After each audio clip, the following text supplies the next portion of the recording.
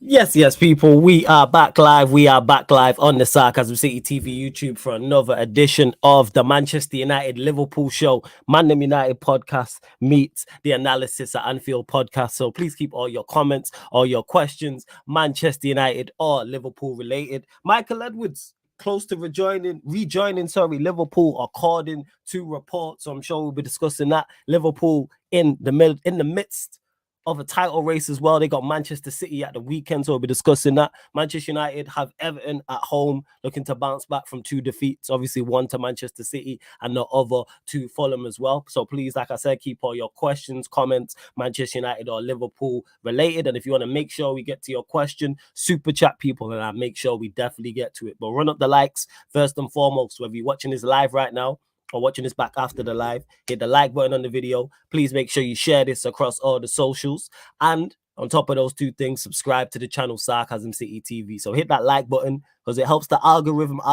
Because if you lot ain't liking, ain't following all the socials, the algorithm is not algorithming people. So yeah, that's me flawless at Sarcasm City TV, and subscribe to the channel. It is road to 10K, and we are now like, how many are we away? We're like 50 away. You know what I'm saying? 50, 55 subscribers away. So we going to get there during this week, people. So big up to everyone supporting as always. I see you lot in the chat already. But before I get to the chat and the questions, got to welcome a very special guest making his debut on the show. I'm fortunate enough to have been on his channel. I've had him on the channel in regards to the Q&A. And he just fits right here.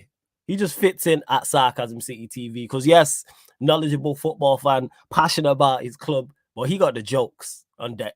Yes, special guest Warrior J. He got the jokes on deck. Major upgrade from Ryan, but anybody is a major upgrade from Ryan. Let's just clarify that.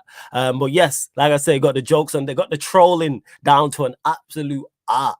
You know what I'm saying? And that's me saying that. That's how much I respect it. I'm like, I see what you did there, trying to disguise it as a regular question, but works extremely hard on his own channel and it's growing there. Gotta welcome my like Ensman TV in the building. My guy, what you telling me? Big up, bro. Hey, listen, I felt like I was walking into the ring, man. I know the fight's later, bro, but hey, listen, I'm ready, man. I'm ready for Ngannou, bro, right now. Big up for that. Of course, man. It's only right. It's only right, man. Only right, man. You give you the right intro, man. So Giovanni in the building, people. Ensman TV. I'm gonna add the link into the title as well. I know some of you lot would have seen him on his own channel. Some of you lot would have seen him when he was on the Q&A here a few weeks back as well. But like I said, get your questions in. Yes, Warrior J, the show is early, and the reason why I put the show early is because Giovanni just mentioned it there, and just mentioned it in regards to the AJ and Ngannou fight. So that's why I put this the show earlier. That's all. Big up to my guy Sheik as well, who held down the UFC Walk to Octagon podcast over on the Twitch earlier on as well. So there'll be a watch along for the UFC 299 card tomorrow, people. Big up to Eli. It's a salute to Flawless, the panel of my duns in the chat at work per usual, but you know the vibes. Big up to you. Big up to Dots, says big up the chat. The Reg, you know how we do it around here. Sunday is going to be another day with more Dawizzy GNA. All right, okay, Fez. I want to say Zane says FSG were always lining this up as soon as the club news was announced. So obviously I already mentioned that at the start. Barrio says big up Flawless. Daily reminder 20 years for Arsenal without the league title. Damn. Jesus. All right, first Barrio, but I'm all for it. Fuck Arsenal. I hear that. Sheik says ends. I see you cooking on Tony's channel as well. Yeah, man. Shout out to Tony. Make sure you lot subscribe to Tony's channel as well. But we'll start there. Liverpool owners Fenway Sports Group, known as FSG, is hoping to confirm the return of former sporting director Michael Edwards in the coming days, and that's from Paul Joyce on Twitter. So we'll start there. Ends. Thoughts? Do you know one of the crazy things, bro? Like when he was there, and I was like, oh yeah, he's cooking up, speaking to my boys, Man United fans, Arsenal fans. He was the only guy. Everyone's like, how is he getting this money for all of these, man? Solanke going 30 million.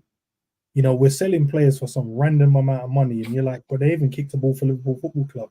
This man was doing the work of art thing, man. But to be fair, bro, I just need the club to be in a settled position. If he's the right guy, if SG thinks he's the perfect man to come back to kind of oversee all the footballing decisions at the club, then I can only agree with what the owners want to do. Have they put us in the wrong? Has they ever turned us in the wrong direction or steered us in the wrong direction? In my opinion, no. Would we wish they invested more in some season in terms of transfers? Yes. But from a business standpoint, they always make the right business. They always make the right business suit Liverpool Football Club. And if getting him back in is the right business decision, I'm here for it, man. But I was having a conversation with Savage about it, and it just feels like these men have now, before he used to be the manager of the football club and the players. All of a sudden now, assistant managers now are getting headlines and sporting directors are getting headlines. No one used to care 15 years ago, 20 years ago. No one cared who you were. You just did your job, and you were just a part of the business, and you did your job. Do your thing. For some reason now, these men are just, writing their own books and doing their own thing now. So you gotta respect it, man. I'm here for it, man. The club is going in a different direction.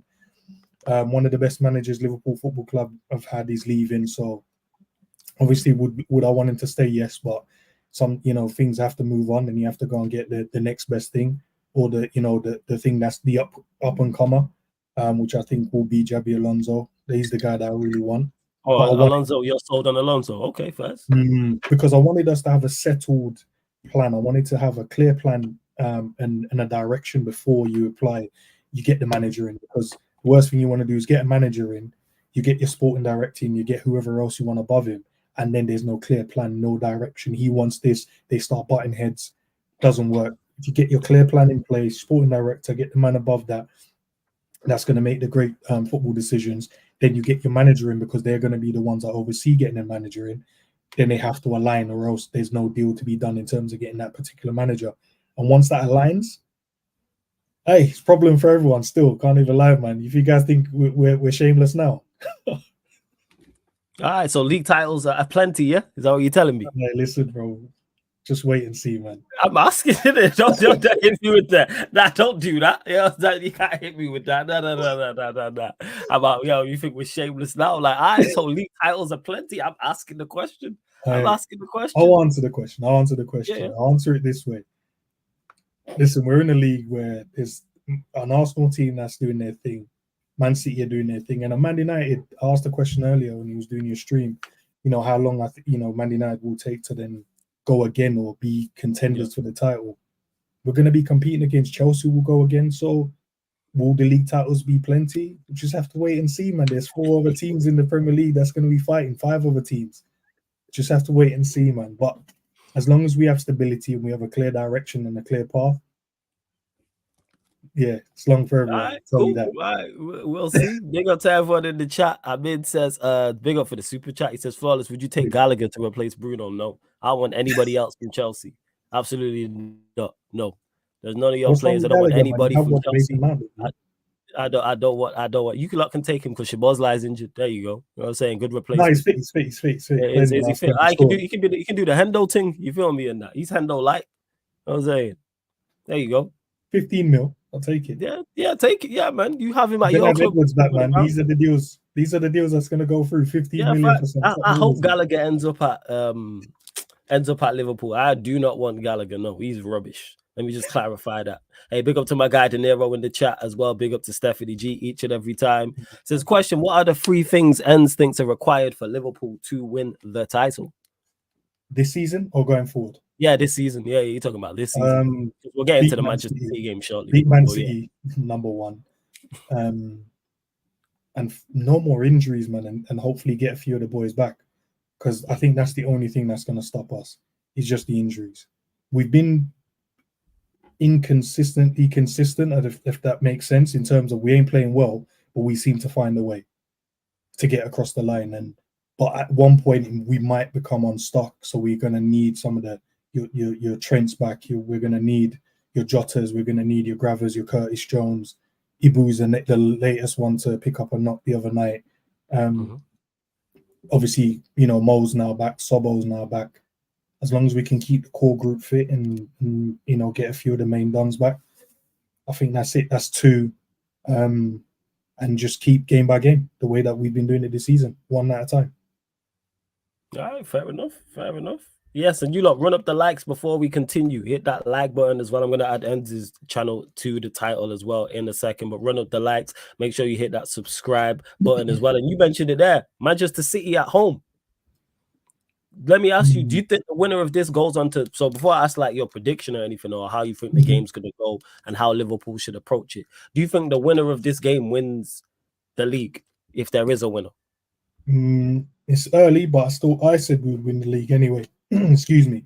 But it gives us a better a chance, because if we go and get the 3 points, that puts us 4 points clear of them.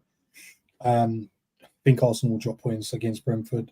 So give or take, even if we still end up 2 points ahead of Arsenal, and then them two have to play each other as well, it gives us a nice little breathing room. And I think Man City will beat Arsenal. So after we play them, they play them, I think Liverpool might end up about 3 points clear, which gives us a game in hand. That's kind of where I'm predicting. Beat them, 4 points clear. They beat them, should end up about 2 or 3 points.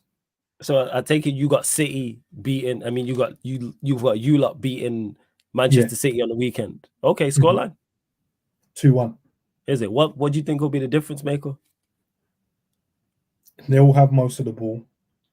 They're going to have their moments. Whether they score first, I think we'll score first. They will equalize, and I think it will be a chess match. Because I've seen that there's Grealish. He's one of the guys Hamza mentioned earlier when I was on the stream. He's the one that keeps the ball, keeps them ticking, keeps them in the right areas. He's not playing. Doku, I heard, he's got a muscular injury from the Pep Guardiola's press conference. So that's one of them, and that means you're going to go probably Bernardo and Foden on one side. Yeah, they can keep the ball, but there's no real pace apart from Foden on the other side, which means they're going to have to, they have to do the slow, methodical, let's take our time, find the right gaps. And that's when we'll just pinch it and just keep hitting them on the counter. But they're a good team, don't get me wrong. But I feel like they've not played this team. And the last time we played them was a 1-1 draw at their ground. Yeah, it was. I think it was a chess match in that one as well. Because you could see it was a good game. Like tick for tat, but it wasn't like, oh, let's go gung-ho both ends. It was slow, think about it. Okay, let's play it here. Let's keep it safe here. But the fans are going to be on our side, man. And they've not come to Anfield with the crowd being this big. Because obviously now we've opened up the new stand properly. So we're going to have a packed stadium, man, for this game. Okay, new stand, yeah. All right, I remember you tried that with us still. Yeah, I remember that. It was a new stand. We had a goal against you, man, with Luke Shaw trying to catch the ball and hug it up and that. Yeah, man, that's what it is. Hey, just do better. It's a terrible Manchester United side, and you lot can beat us. That's not our fault. It's really not our fault. It was terrible. And speaking of terrible, my apologies, people, but the live stream about to go completely downhill. Ryan's in the building. Ryan, what are you saying? I even asking you like I care. Yeah. Anyways, Michael Edwards, Ryan, thoughts? I'm asking you like anybody cares if you're good or not. Thoughts, Michael Edwards. Beautiful day. It's a beautiful day. Bro, we just ain't been the same since he left us, in it. Look, he's a guy who clearly knows what he's doing. You have to look at his track record to see how well he was. He was a big reason for our success at the end of the day. Obviously, we weren't the only reason. We had a great manager, great players, etc.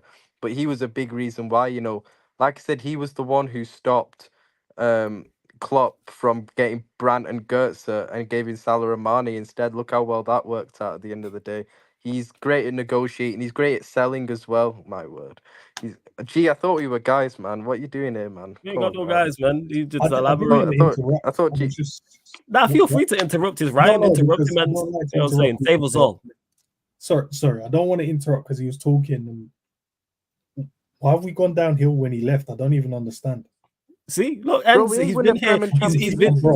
He's been here like 50 seconds, and Ends is already baffled. He's already like, what is going on? Feel free to interrupt Ends. No, you know what it is with Michael Edwards? I just don't think our recruitment has been as good since. I don't think our recruitment's been bad or anything. We made some very good signings, but look at it. We ain't really had that much success since he left at the end of the day. His first season, after he left, we finished fifth, bro. Like... Before you continue, Ryan, Ends, you two have never met before, right? We've never met before. Not on the stream, so. I don't think. Not on stream. Ends. Welcome to the beginning of the end. Go on, carry on, Ryan. Carry on. Oh, sorry. Yeah. I'm not okay. Downhill was maybe too far. I think you're right about that. I think, but we haven't actually had proper success since he left at the end of. You look at the first season without him, we finished fifth at the end of the day. We were shocking, and that summer was horrible, bro. Like that wasn't to do with him, bro. It was just the team not performing. That's more the coaching staff, manager, players. than the Yeah, but actual bro, he'd left. sporting Yeah, director. and also the lack of recruitment because Klopp thought his midfield was good enough in it at that Mhm. summer in it. Whereas Michael Edwards would have seen it and would have been like, "Nah, man, you need something in Okay, it." Like, well, who's in charge of playing the players, Klopp or Michael Edwards? no, obviously, I'm not saying that was the only reason. I'm just saying that I think things would have been better if Michael Edwards had stayed. I don't think we'd have had that season last season. Don't get me wrong, we've recovered in it. We have recovered at the end of the Without day. him, yeah. Yeah, we have recovered, but I just feel like you look at all the So success Daniel. we had with him, bro. We won every trophy with him at the club at the end of the day, and since he's gone, we've only got okay. We could win more. Don't get me wrong. We could win the Premier League this season. We could win 4 trophies this season, but at the end of the day, that's not happened yet. Do you get what I mean? It's not Do you know happened what it yet. is? Do you know what it is, bro? It sounds crazy to me, and obviously I don't want to be rude, but it's like the manager is the guy that takes care of the footballing decisions in terms of who starts tactics and stuff. And if we don't win nothing, we blame the sporting director. Mm. That doesn't No, make no, I'm sense, not does it? only blaming it for that. I'm just saying that it's a factor at the end of the day, bro. Julian Ward was a bum. Let's just be real. Like Julian Ward was a bum. Like, bro, Michael Edwards, yeah, he It actually just knows looks what. confused. No, okay, I think I went too far with saying we've gone downhill, but No, I no, just it's feel a downhill comment. That's look, what. Sorry, man. That downhill one. Eds has just got. If he was a all cartoon right. This character, is it's what just I'll got a ask. This is question what mark I'll above ask. his head, man. This is what I'll ask. This is what I'll ask Enz, yeah. This is what I'll ask Yeah, you, ask him. Flawless. Feel free, man. Have things got any better since Michael Edwards left? But things haven't gotten worse, bro. Like I don't even understand. Oh, bro, we don't have that season last season with him there, bro. I'm Yeah, telling no, you, but bro. that was based on the players not performing, bro. We had top Yeah, but that players was still, based you on the know, poor recruitment as well, bro. Because we only brought Nunes that summer. which is a Because gunman this because season. Klopp We're thought in he could goals. get away with the midfield he had right now, innit? That's why. Did we not Klopp have was like, oh, Diaz we and don't need a Gakpo last season as midfielder. well? Huh? Did we not have Diaz and Gakpo last season as well? Now Diaz signed before that, innit? Gakpo signed last January, innit? But I'm talking Mm. about last season. We all know the midfield was a big issue at the end of probably the biggest issue in our team. Mm. Klopp in that summer when Michael Edwards left was all like, "Oh, we don't need another midfielder. Why do we need one? We got Henderson, Fabinho all this year." Michael Edwards knew would have known we were declining in that position. He wanted to get rid of Henderson the year before. People forget that. When that's why one of the reasons why he left as well, because he got overruled on the Henderson contract situation in 2021. That's why. Michael So a Edwards would grown have man, seen because he that. didn't get one thing, he decided to throw his toys out the No, no, I'm pram. saying that was a factor in it. That was a factor, Okay. bro. It weren't only No, that. bro, Michael it's Edwards left because he lost control, he lost power. That's why. And Klopp got okay. the power. That's why Michael Edwards left. What if I don't want it to happen, but I have to look at it on both sides. What if he comes in and he's the Lord and Savior at the moment? Because that's the thing. I've seen in the spaces, I've seen obviously the content creators creating about it, the Liverpool fan. What if he comes in and does fuck all? You can get rid of him, innit? It's not worked, innit? But that could happen with anyone at the end of the day. But that's what I'm saying, bro. Like, why are we now pretending he's the Lord and Savior and he's the reason we had a poor season? When if we doesn't have a good season this season, we just get rid I'm of not saying he was the reason. I'm saying he was a reason. Without him, we do not finish fifth that season. With him, sorry, we don't finish fifth that season. No. If the players decided they didn't want to throw their toys at the Prem, bro, half of the season, we would have Nah, it's done because better our than what team we was did. our team had declined, man. That's why our team had Yeah, look, declined, bro. listen, we could have bought more players. Yes, you're right. In terms of the midfield, it was aging. We couldn't rely on like the other ones like Ox and Naby. We wanted to gut it, maybe Henderson as well.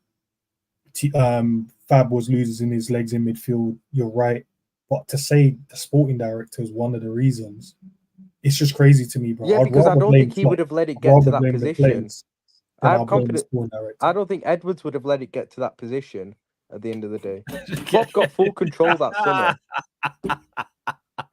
Let's get off your chest, fam. Say, treat Ryan, yeah, like you would if this was on your channel. Like how he called into the fan knowledge. Nah, Don't hold back. No, it's cool. Respect. We treat him like that. Man. He's you know what? You've seen Family Guy. He's the Meg of Sarcasm City TV. It's calm. Say what you gotta say. I was saying we see the confusion on your face. No, I was just really confused. I know you was confused because the chat saying it. Yeah, it's because I rate him as well, but I don't rate him as he's the Lord and Savior.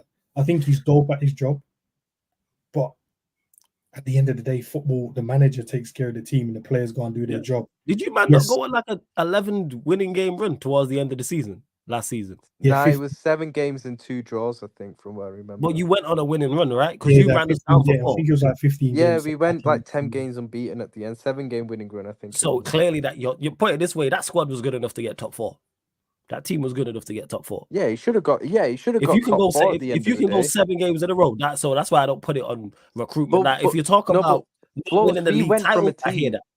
We went from a team that were pretty much a Gundogan fucking brace away in the last 15 minutes away from potentially winning a quadruple, bro. To finishing 5th. Yeah, I hear that, but I'm putting that more so on. That's a drop off. Forget even with poor recruitment, if you lose certain players or players decline a little bit, it shouldn't be to that extent. I'm looking at the manager to the level we finishing 5th at the end of the day. Yes, it should never have been that. I understand that, but at the end of the day, we all could see our aim as a club and fans that summer after we lost out on the quadruple was to go for the title again, to go for the trophies again the next season, and get over the line at the end of the day. That would have been our aim. Pretty much most Liverpool fans, including myself, were like, we need a midfielder. We need midfielders that summer, bro. We could all see, we weren't blind. We could see that midfield needed work on it at the end of the day. But yet Klopp, because he got full power that summer, neglected that area at the end of the day. He neglected it, bro. Michael Edwards went at the beginning of that summer, and that position got neglected. If you had the choice, then, bro, going back to that particular point, who would you rather get rid of, Edwards or Klopp?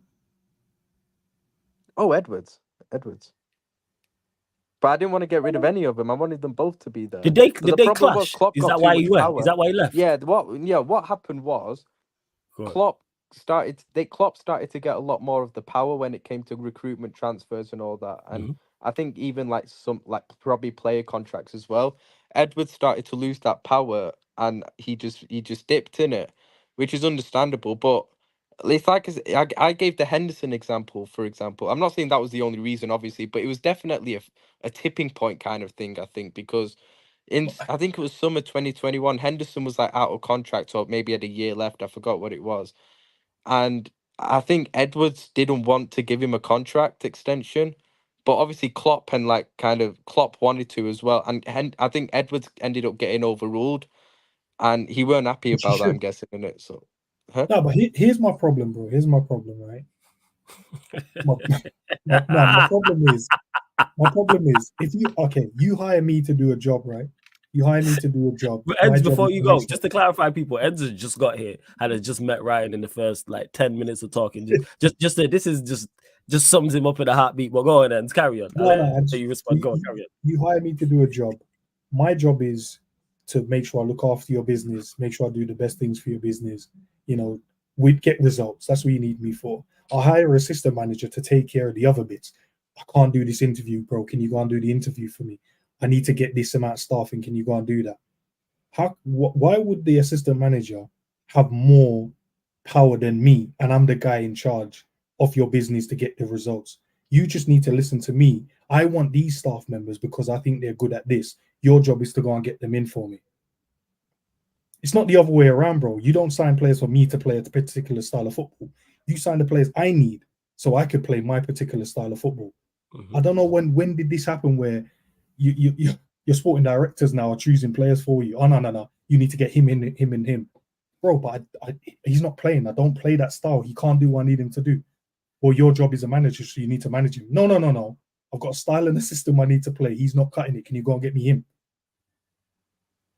But then was Michael Edwards wrong in stopping Klopp from signing Julian Brandt and Goetze and giving him Salah Romani instead? Who said he didn't want Mo? This is what I'm saying, bro. Who creates these speculations online? It's well known, bro. Klopp didn't want Salah. He wanted Brandt. He wanted Julian Brandt. That was his first choice.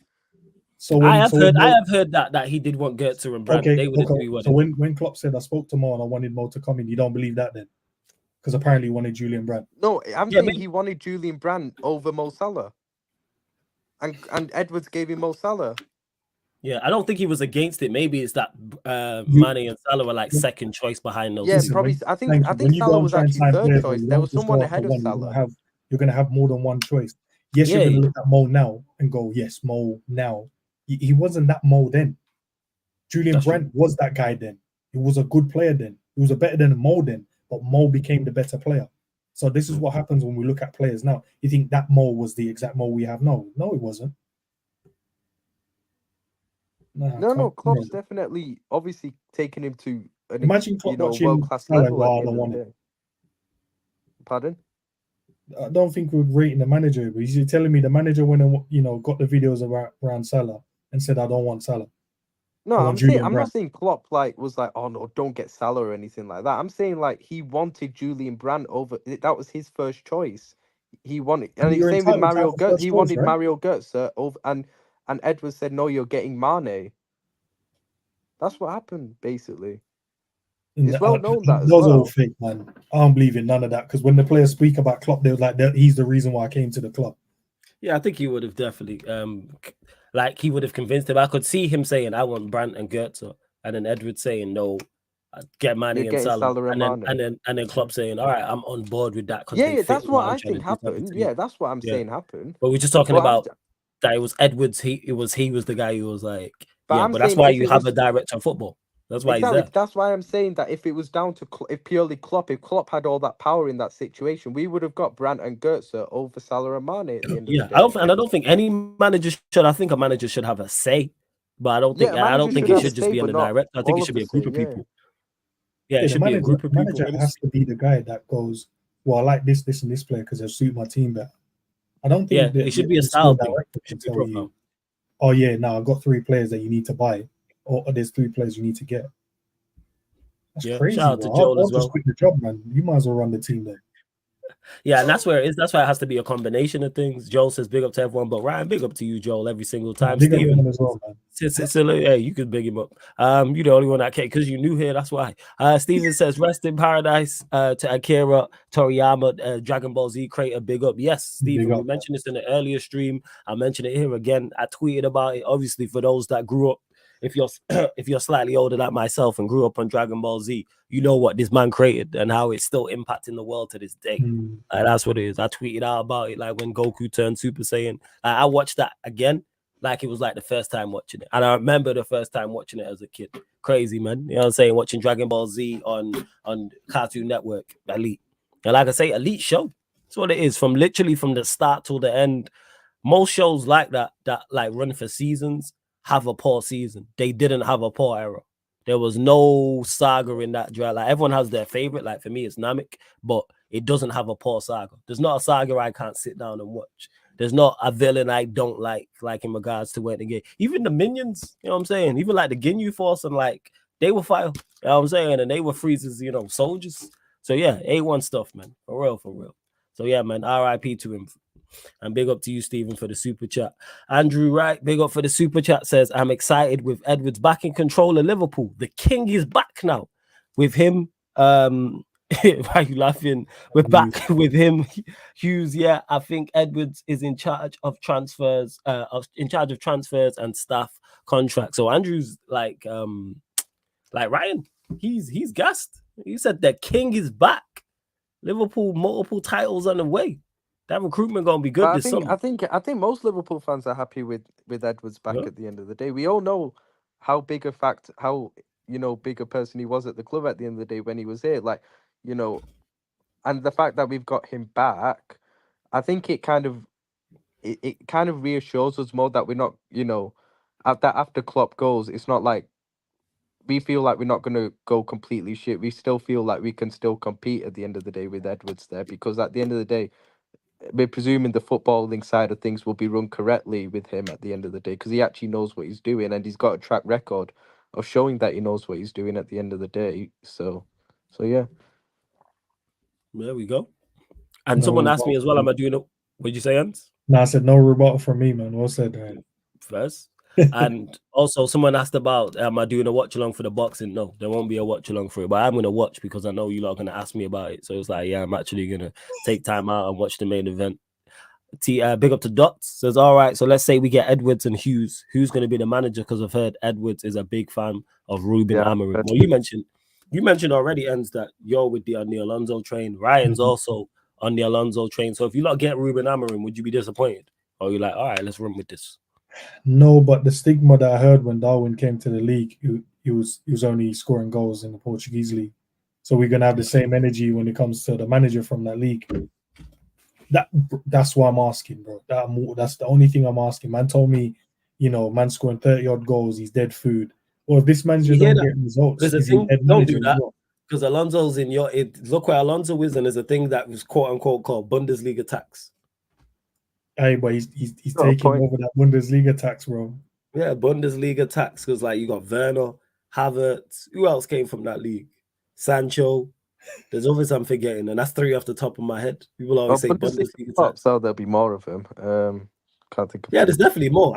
That's just 3 off the top of my head like that. But Bundesliga tax is, even though I don't agree with it, I think it's I don't nonsense. even like saying Naby Keita, to be honest, because his was just injuries. But like, Yeah, like I think Bundesliga tax is foolishness. I don't think you go to a certain league and it's like, all right, well, they were successful in this league, but then so there they'll are be some who successful. obviously come and do their It's always thing, different, innit? Like, Yeah, kind of like the striker at City who's kind of breaking De Bruyne. records. Did he not come from Germany? Yeah, exactly. De Yeah, Bruyne. exactly. Ones that actually come and do their thing as Yeah. well. But Wait, like, did Son not come from over there too? yeah, Canate, Yeah. De Bruyne, Yeah.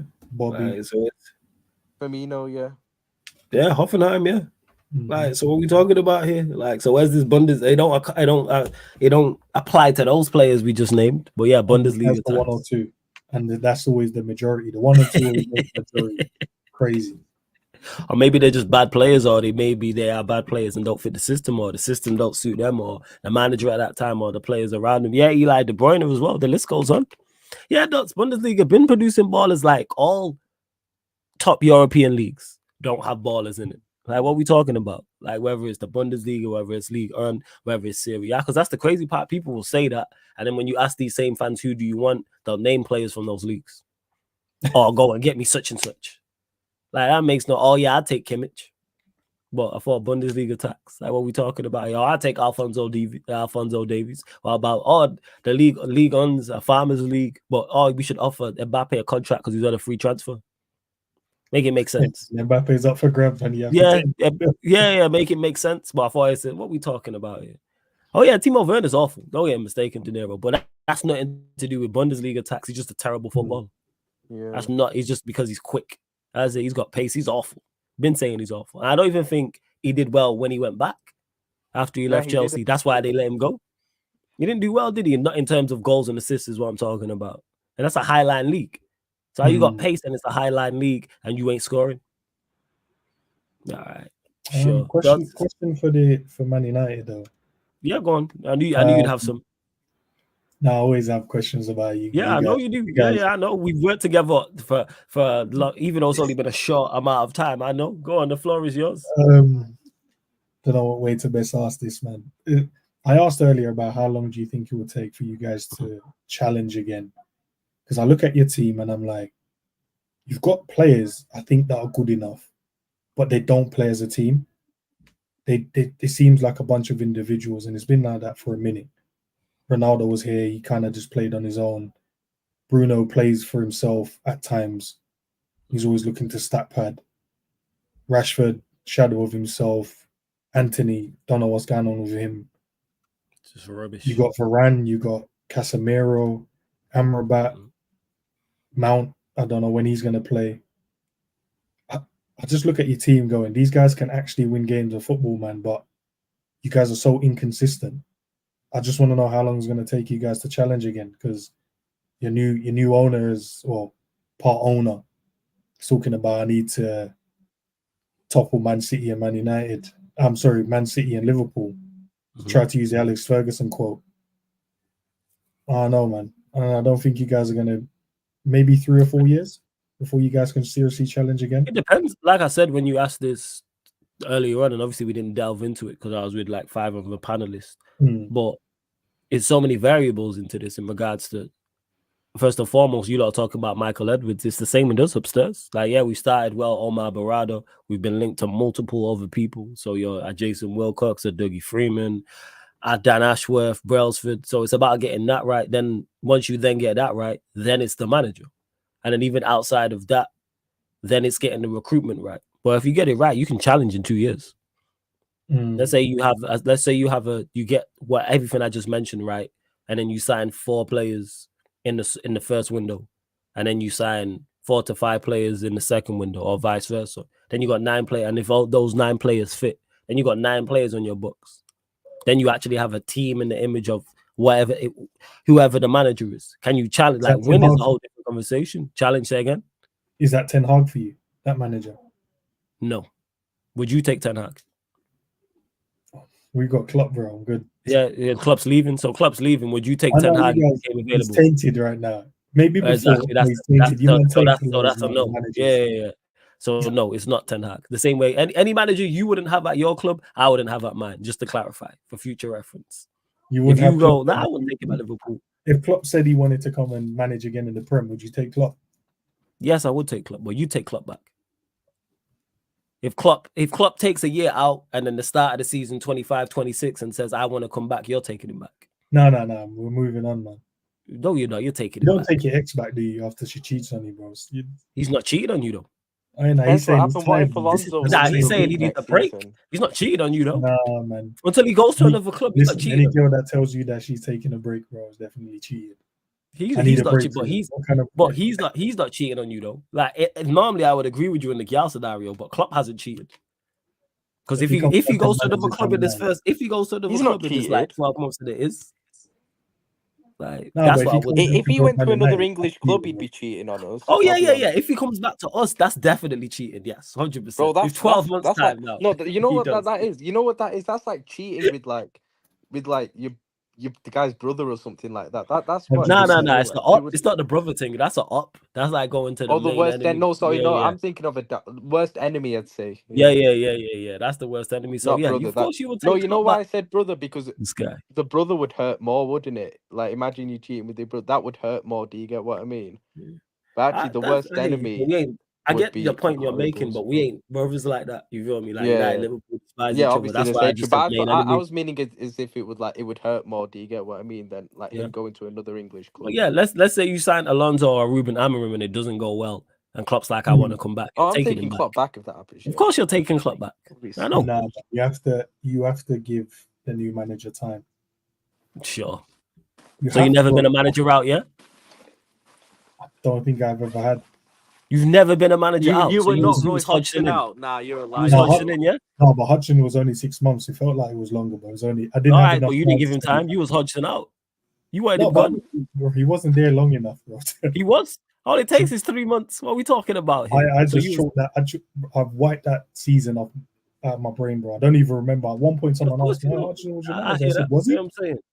I forgot the times, bro. Like Dalglish, I know you was Dalglish out. I know, man. He won us a domestic. Nah, Dalglish was sound. Dalglish, man. Nah, Dalglish signed guys like that. To be honest. So you were sad when Dalglish left, yeah? Yeah, I actually was. You know why? Yeah. Sad. You know why Dalglish? Yeah. You know why Dalglish actually was a bit unlucky to be sacked. Anyone who watches us that season he got sacked, yeah, and I'm not even like lying here, yeah, would know that it was not down to him. It was down to our bummy attackers hitting the woodwork 5 times each game, and every goalkeeper coming to Anfield and getting man of the match. You know that we set records that season for like hitting the woodwork the most times, the most missed penalties, and all that shit. It wasn't Dalglish. Dalglish won us a trophy that year, got us to an FA Cup final where the only reason we lost was because Petr Cech saved like a header from Carroll. Literally, that was like mostly over the line. Dalglish was not bad that season, bro. Our attackers let him down. That's what it was. Yeah, so you got cried tears when you left. You know what I'm saying? It's like Klopp leaving. It's like Klopp leaving for you lot. Oh, this nonsense. Sure. You know what I'm saying? You lot were devastated. I'm sure. Like 20 Dalglish was so unlucky to be sacked. Yeah, I'm sure you lot were devastated when Dalglish left. I'm sure you was devastated when Hodgson left. Devastated when Brendan Rodgers left. I'm so happy when Brendan Rodgers left. We weren't competing like you guys were, man. It was you and Arsenal and Chelsea. So we were just like, if we pick something up, we pick something up. And we just but the aim was always to compete because you lot always spent to compete. You just rubbish. Maybe you spent to compete. You spent to compete. No, don't do that. Like, we ain't gonna rewrite history. You look like top 3, you lot are like top 4 spenders in the Premier League era. Nah, we're low down. Of course you are. Nah, man. You are. You lot spent, just because you spent the money craply doesn't mean you've not spent money. Nah, You lot we weren't spent big spending money. that kind of money, man. You spent big money. Let me actually, I'll pull up the list right now. 1 second. But you Biggest know spend. what? I can't remember a season where Liverpool spent over 150 million. Nah, but I'm talking in total. Like, you would have had summers like that, but I'm talking in total. You lot spent. Maybe the Virgil Allison season. That's when we bought them two back to back. Biggest spenders in the Premier League history. Wait. You man are up there 100%. You're Oh yeah, one. yeah. We're there. Yeah, because we spend like that without doubt. I think it'll be you, Man City, Arsenal, Chelsea, and then us. Yeah, do you know what? I'll put someone else in front of us. I'll even put Spurs in front of us. Nah, Spurs won't be above us. I'll be honest about it. Have they got the list? I reckon we'll be fifth. 1 second. I don't know if this is what year this is from though. What year is this from? Oh, this is 2023. So I think this is excluding this past summer. Wait 1 second. Let me have a look. Trying to actually find it now. Oh, that's sales. Hey, if you like in the chat now, let me know, please, people. If you like in the chat now. Yeah, this is from this summer. So I think they have included it.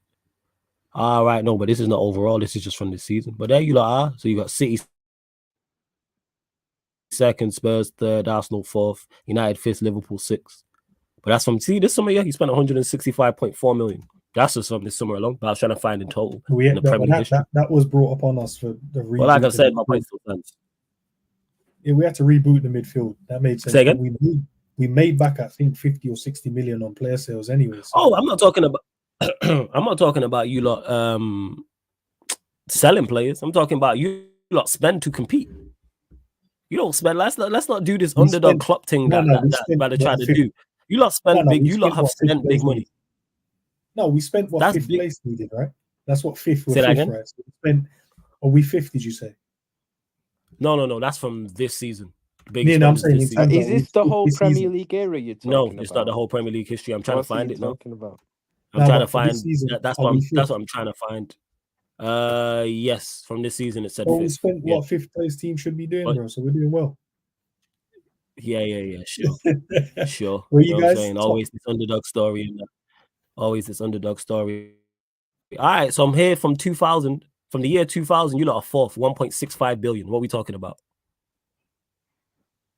It's all right. Fourth. Hear the silence, people. Could hear a pin drop. No, I know what I'm talking about. I've watched the Premier League long enough. I know. Who's top? I'll tell you now. 1 second. I reckon probably Chelsea. I'll tell you now. 1 second. United are third, City are second, Chelsea are first.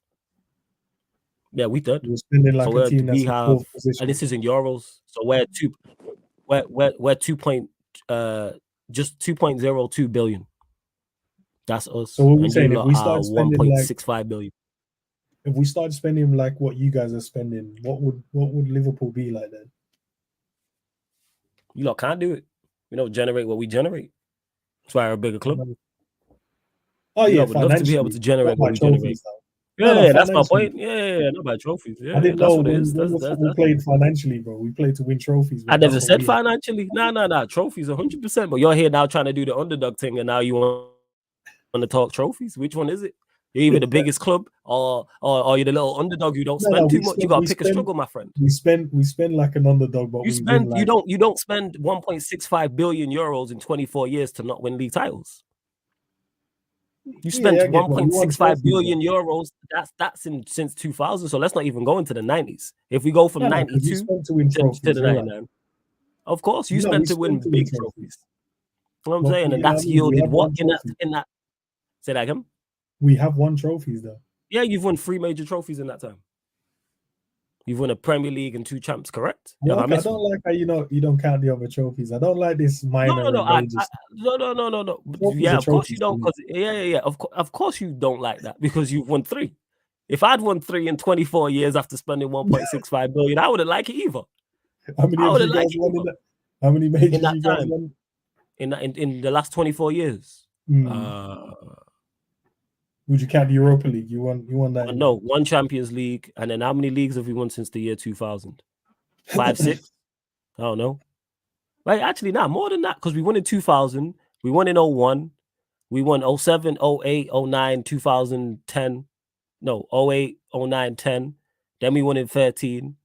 So about 6, 7 Premier League titles. I'll double check in a second. See, so many I can't even count. And So about 8 spending them major big monies, trophies. you deserve to win them, man. Say that again. Spending that kind of money, you deserve to win those. Nah, you don't trophies. deserve. You have to spend it well because we've been crap ever since. You know, since for the past 10 years. All the major trophies are in the first decade, not the second one. 2000 to 2010, yeah, we the guys. You know what I'm saying? You could even say 2013. But since 2014, in the past 10 years, nothing. So you have to So what spend was it the last correctly. league title win again? 2013. Jeez. Okay. Yeah, because we spent it terribly. And as a Liverpool fan, you should know about long droughts in between league titles.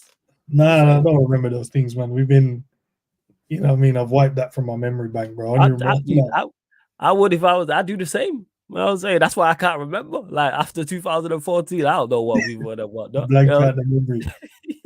I only remember the struggles of trying to topple Man City, bro, while everyone else is just gifting them 3 points. I don't think people were gifting them 3 points. I think Nah. You man gifted them 3 points the other night. Excuse me?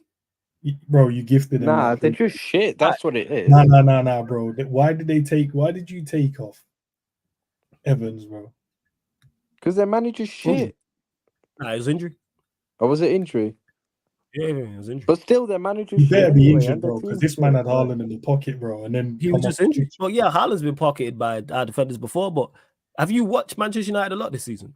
Yeah, I try to catch as many games as I can. I bet you do. So you shouldn't be surprised by that performance then. Because we've been performing like that. To win, yeah, like you guys will turn up against a team that I think, you get smoked by, you turn up. And then the team that I think, you got this, you just lose. Who have we smoked that we weren't supposed to? This season? Yeah, that's true still. You mind. Exactly. You know what I'm saying? It's all this feeling stuff. Like when you say, we gifted them 3 points. I hate to agree with Ryan, but he's right. We're just shit. We're just shit. They were just great, man. You man were resolute, bro. You man weren't giving no spaces. Yeah, you know why? So I'll explain why we was resolute. Because our manager's awful, but because of the injuries and suspensions we had, he had to play that team. Because if everybody's fit and available, we don't play that team and you lot beat us comfortably 3-4-0. And we were good that day as well. That midfield, and on top of that, you lot weren't at your best. That midfield he had to play. That back four he had no choice to play, but in particular in the midfield. There's no way he goes there without Bruno and doesn't play him. And Bruno's just a detriment, especially in big away games. Because he he's run the most for you, man, still. Yeah, man, that's what he be doing out there, running laps, man. You know what I'm saying? Hella laps. Word to Eddie. Man, just out there running laps. Him, Mount, Gallagher, Henderson. I'm just out there just running laps. McTominay, bro. He's out there. Yeah, your boy Scott McTominay out here running laps. You can take him too, man. Clearly, you like the runners. He's a runner. He's out here cooking for you guys, winning you guys games and drawing you guys out the mud. Respect him, man. I remember the last time we spoke about him, he ended up scoring 2 that day. Well done. And what's he done since? What's anyone else done? Nah. We talk about McTominay. Don't move the goalpost. What's he done since? But he doesn't get enough starts, bro. As soon as Casemiro's back, what is he that he been starting? No. What's he done since? I'm asking the question. In regards to what people done since, Højlund went on a goal scoring record run. If you really want to talk about that, Højlund went 7 and 8. 2 of them was gifted though against Liverpool. Is what it is. You got to be there. You know what I'm saying? Do you think McTominay's not been gifted goals? Say again. One hit him in his chest, bro, and everyone told me that he meant to. No, he meant that. 100%, he meant that. Look at the way he positioned. Like, you can hate all you want. Look at the way that he's positioned. Like, you know, when someone shoots at you and you're trying to move out the way, could have been that. Trust me, that's me. I'm not scoring that. I play ball. I'm ducking out the way of that shit. So I know you can tell. You know, that's not a natural motion. Like, that's not that he's moved his body towards the goal. It was a good goal. Very smart. Because I thought initially it just hit him. I've seen the goal and I was like, 1, it's offside. 2, he just hit him. And when I seen the replay, I was like, good goal. The second one is, man made a mistake. It happens. You're a Liverpool fan. You've seen your greatest ever captain make a mistake to give the league title away. Like, you've seen these things. No, mistakes happen. It wasn't that game when we gifted it away, man. Don't try and throw him under the bus. What was it? Was it the Palace game? It was the Palace game. Hey, if Gerrard don't slip, we lost the title in that Chelsea game. The biggest game was that Palace game. It was the Chelsea game, bro. The Chelsea game, bro. The Palace game. What's the name? The Palace game was the nail in the coffin. That's the phrase. I'm just saying mistakes happen, and we watched Steven Gerrard, one of the greatest players we've ever seen. The Chelsea game was the one we actually lost the title, 110%. No, bro. No. Actually, Why? losing the tie was 3-0 up against Palace to go 4 points clear in the table and draw the game. We weren't going 4 points clear. Yes, we was, bro. Yeah, and City had game in hand. No, they didn't at that time. We drew, and Yes, that's how they they did. went They above had a us. game in No, they hand, didn't. bro. Because they won the game. had a They won a game in point above hand. us. Oh my days! Oh my word! Right, this is what Yeah, happened, and right? Because this is the biggest myth going that title race, right? You know, right? So our last 3 league games were Chelsea, Palace, and Newcastle, and we needed 7 points out of 9 to win the league at the end of the day. If we'd have drawn against Chelsea, because Chelsea was the first of those 3 games, it was before the Palace game. If we'd have drawn against Chelsea, we could have won our last 2 games and been champions. Even if City had won all their last few games, which is what they did at the end of the day. But we lost against Chelsea, which pretty much took it out of our hands because then City, if City had won all their games and we had won our last 2, they would have finished level on points, but we would have had a better goal difference. And that's why we fucked up in the Palace game because we went trying to score more goals to catch up with the goal difference and then got caught out the other end, which wouldn't have happened if we'd have actually done something against Chelsea. So we lost it in the Chelsea game, I bro. don't know. You might have to go and recheck it, bro, because I know for a I fact would, when it was 3-0 bro, up, I we were 4 remember points it clear. perfectly, hey, to bro. the chat, hey, chat, let us know before we carry on. The chat will I let remember us it know. perfectly. The chat will let us know. Like, because I So, can't remember. so And you're big up saying, Eli. okay, Yeah, go you're on. saying regardless of Go that on. Palace game, Man City would have been above us then? 100%. If we, as long as, unless we'd have beaten Palace like 7-8-0. 3-0 wasn't enough.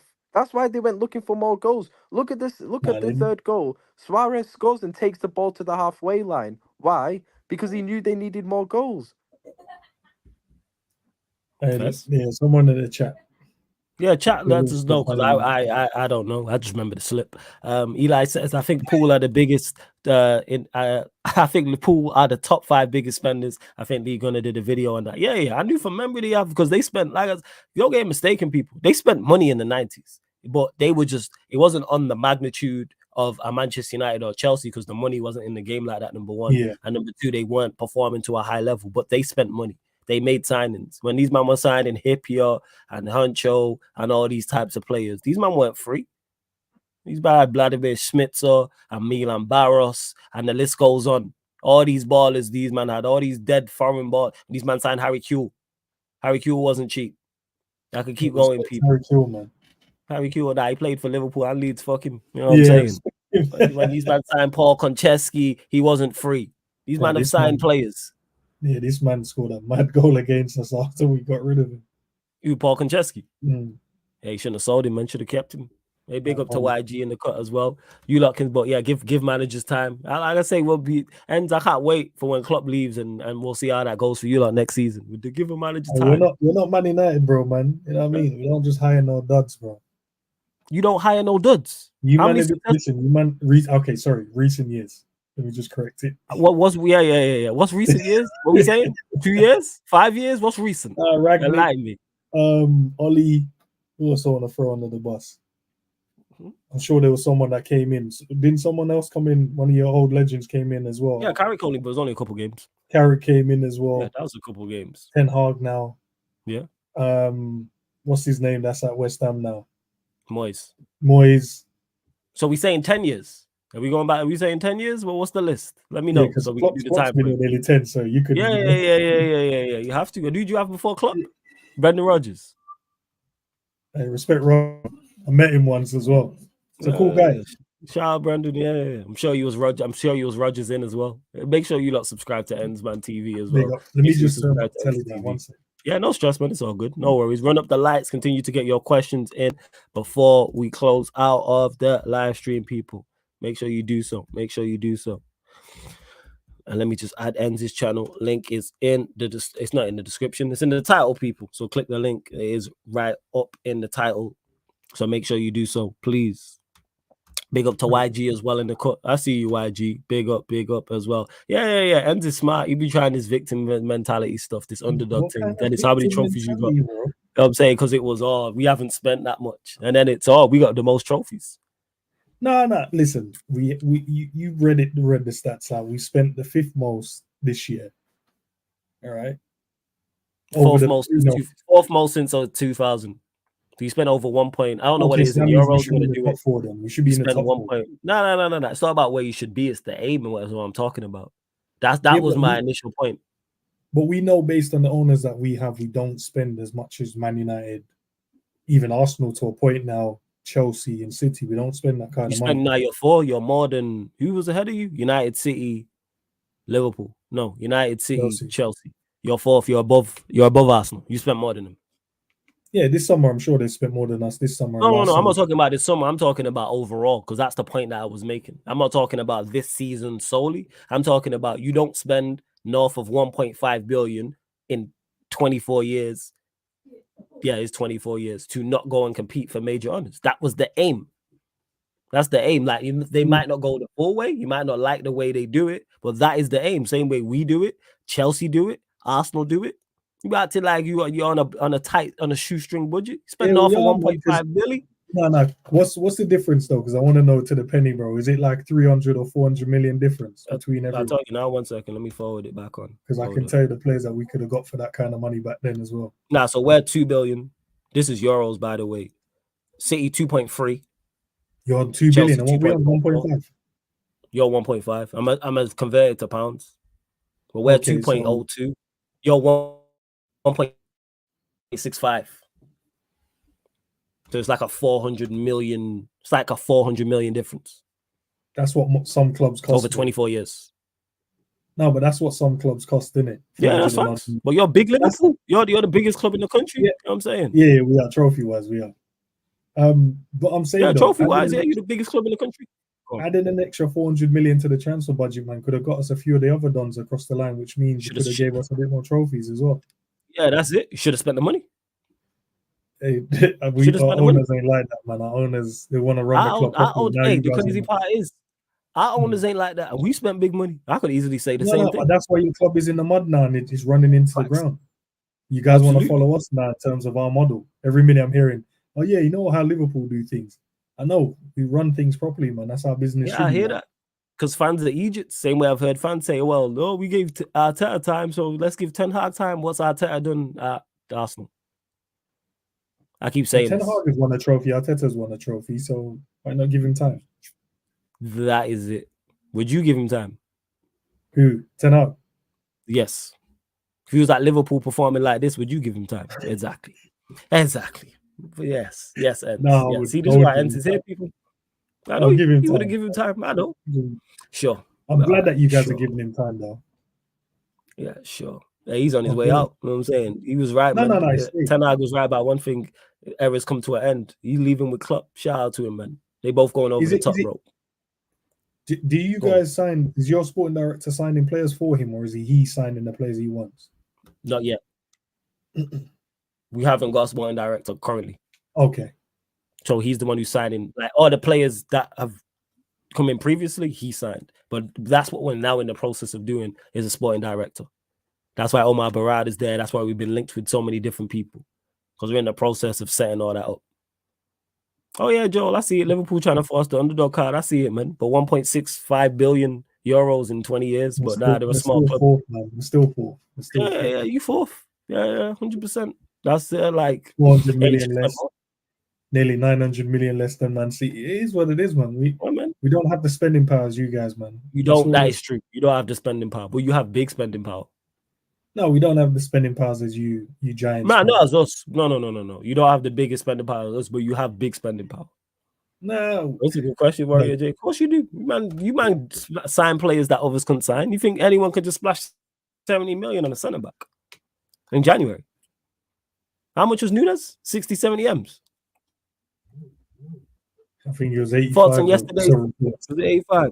Thoughts on yesterday's Europa League game? Go to UNs. We didn't play great, but we got the job done, man. 5 goals. Could have been 7 or 8. They could have scored goals as well. But when you reshuffle the team as what we normally do, you're going to get those kind of games. But what I like about it is we're consistently consistent. So we end up trying to find a way to get the result, no matter how it comes, whether it's, individual brilliance, whether it's a team effort, whether it's a deflected goal, wherever it needs to be, we find a way. But we weren't good at all yesterday. But scoring 5 goals and not being good, that's good in my books. Hey, serious? There you go, man. There you go. Ryan, what are you saying about the game yesterday against Slavia Prague? Yeah, same really. We were poor actually. They should have scored more than what they did, to be honest. But so should we. We should have scored more than we had a goal disallowed for offside that was actually well onside. Still don't know how that was disallowed. I have It a was theory on that. weird because Salah scored, the goal got given, and then they disallow it for offside, but there was no offside. It was so weird, right? Genuinely. Um, but 5-1 tie. That's tie over. We can pretty much put the kids out next week again at Anfield against them. So yeah, I mean, yeah, don't get it wasn't a great performance, especially first half. First half, they really, even though we were 3-0 up at half time, it was weird because they were getting at us a lot and they had their chances, but Kelleher had a brilliant game again. But yeah, we were just kind of clinical. I say clinical. We still should have scored more, but still we scored 5 goals away from home in Europe. You can't really complain, to be honest. Nunes, brilliant yesterday. He's been in really good form the last couple of months. Fair play to him. I've not been his biggest fan over the last couple of seasons, but last couple of months he's been really good. I have to give him credit. Um, and yeah, Diaz got a goal. Salah came on. Yeah, I'm worried about Gakpo though. Like I've defended Gakpo all season, but now I can't really defend him. Like he's putting stinker after stinker after stinker, and it's even playing as a false nine consistently, which I've always said is his best position. But he's just stinking out the place every game now, man. Like that's 4 games in a row he's been stinky in that position. So, bro, like I'm losing Okay, my let me, patience with can him. I add for that because I'm with you in terms of I've been defending him. I seem to defend the guys that if it's not Gomez, it was Gravenberch, it's Cody now. The Southampton game, he He wasn't was poor. so He bad. just kept missing. He wasn't poor. He Nah, just he was didn't score bad, the goals. bro. I But was this at the is what game. I'm He saying, was bro. really People don't bad. see the other side of the game. If you don't score, apparently you're bad.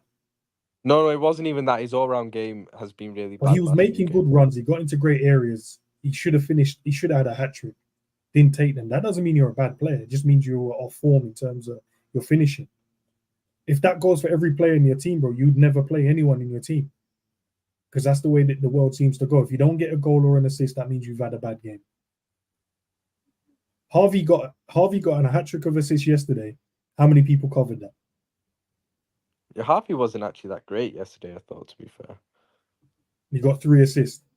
Yeah, no, KDB got but 3 assists against Luton the other night, and everyone told me, "Oh, what an amazing performance." So why are we saying the same thing, bro? It's 3 assists, isn't it? no, you massive credit That- to him, but I didn't think he had a great game yesterday overall. He was a bit too lightweight, getting pushed off the ball too much, in my opinion. But no, he did his thing, got 3 assists in that sort of sense. But in terms of Gakpo, bro, Gakpo's all-round game has been terrible last few games. Let's be real, like. And I'm a fan of him. Floors can vouch you- for me. I've defended him all season, Mm. saying he's not had a consistent run of starts in his best position, which is a false nine. But he has okay, now, and he stank it what up. Let's just be what do real. you okay from your standpoint, because obviously I don't know how you view the game because everyone views the game differently.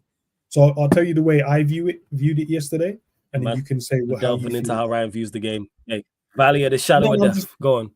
no, I'm just asking because I viewed the game yesterday from Ryan. He was making great runs and creating spaces for his teammates to run into. A few of those goals we scored yesterday because of him occupying and moving out of space to allow others to run into them. Yes, you want him to score more goals. Yes, could he have done better in some moments? But to say he wasn't good, it always seems to me that no one watches a game of football properly. It just seems like we watch it. If they don't score a goal, get an assist, do something amazing in the game, they don't do well. I always watch the other side of the game. What are you not doing? Or what are you doing? So if you're not scoring goals, are you defensively sound? There was one game I remember, just quick tangent. I remember with Szoboszlai, right? And I was arguing with Savage about it, and he was like, "Oh," I said, "Bro, he wasn't doing anything in terms of the final third." And he was like, "Bro, because he was spending time doing certain other jobs." He was, and then I went and checked his defensive numbers, and it was ridiculous how many tackles, interceptions, how many times he won the ball back for us, how many progressive forward passes he made. And that's when you go, right, there's other jobs that people are doing on the pitch. Yes, with Gakpo, you want to see him score goals. I do. And yes, he's over trying at times. He's trying to force it. But I feel like no one watches the other side of the game. And I'm not saying you don't, Ryan. I'm just saying in general, when I hear people talk about the game, it just feels like if you're not scoring or assisting, you don't do nothing. And I'm like, so, and that just tells me a lot of people have never played at a decent level enough to understand everyone has a different job role on the But football his pitch. all-round game has been stinky last few games. Trust me, I watch And him that's why I said you closely, didn't see bro. the things that he was doing. Watch the game back and just look at the space he leaves free for other players. What's he with his done on the movement. ball? I'm talking about his link-up play and everything, bro. What's he done in terms of that? Because But that's been sometimes stinky as well. sometimes that can be off. You're never going to be perfect as a football player, but it's the other little things that you do to allow your other teammates, because you're going to have off days. If you're at work and you're in a sales environment and you're having an off day in the office, but other ones are killing it, the business don't shut down because you're having an off day. It's just an off day.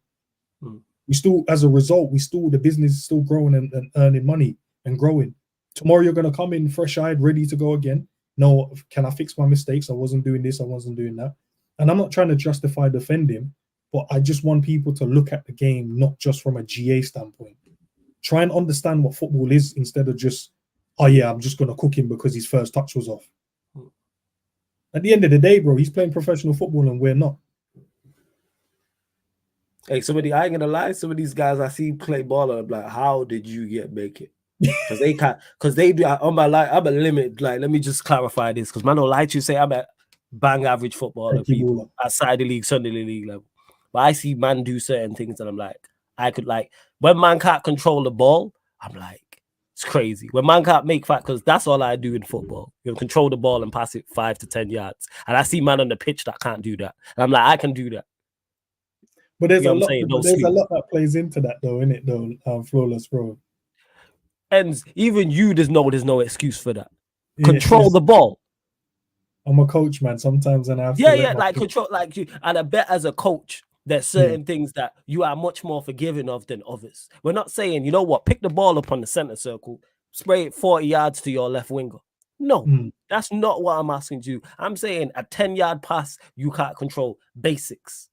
Weight of pass. I'm sorry, this is basic stuff. Instep like touch. Like not every pass needs to be fired into somebody. That really irks me in regards to that. And you're paid extremely high to do those jobs when we're talking about professionals. Not every pass is just like, because people get that confused. Just because a pass is successful doesn't mean it's a good pass. And people hear me say that and say, what? Because there's about the weight of pass. The amount of times we'll watch like a striker score a goal and we'll go, he didn't have to break stride because of the pass. You know what that means? That pass was inch perfect. The pass was played correctly. Where how many times you'll see it in a game where a striker will be running through on goal and the pass, he gets to the pass, but he has to break stride. He has to check back, then the defender can get back. Or he has to overreach for the shot. I'm sorry, certain things I'm just not accepting from a professional. No, that's like controlling the ball and passing it 5 to 10 yards. I'm asking you to do what I can do. I reckon you put me in a Premier League game, am I going to be out of sorts? Absolutely. Cone in defense in the Premier League. Absolute traffic cone. Man, bypassing me comfortably. Yeah, bypassing me comfortably. But one thing I can do is pass it to someone who's wearing the same color shirt as me. That's one thing I can do. No, I just want to hear what Ryan thinks in terms of what's his view of football. Because my view is completely different. I've noticed that doing content creation, but like the way I speak about the game, there's a handful of people I respect. One's Flawless, one's my boy Savage, and I'll keep the other names to myself.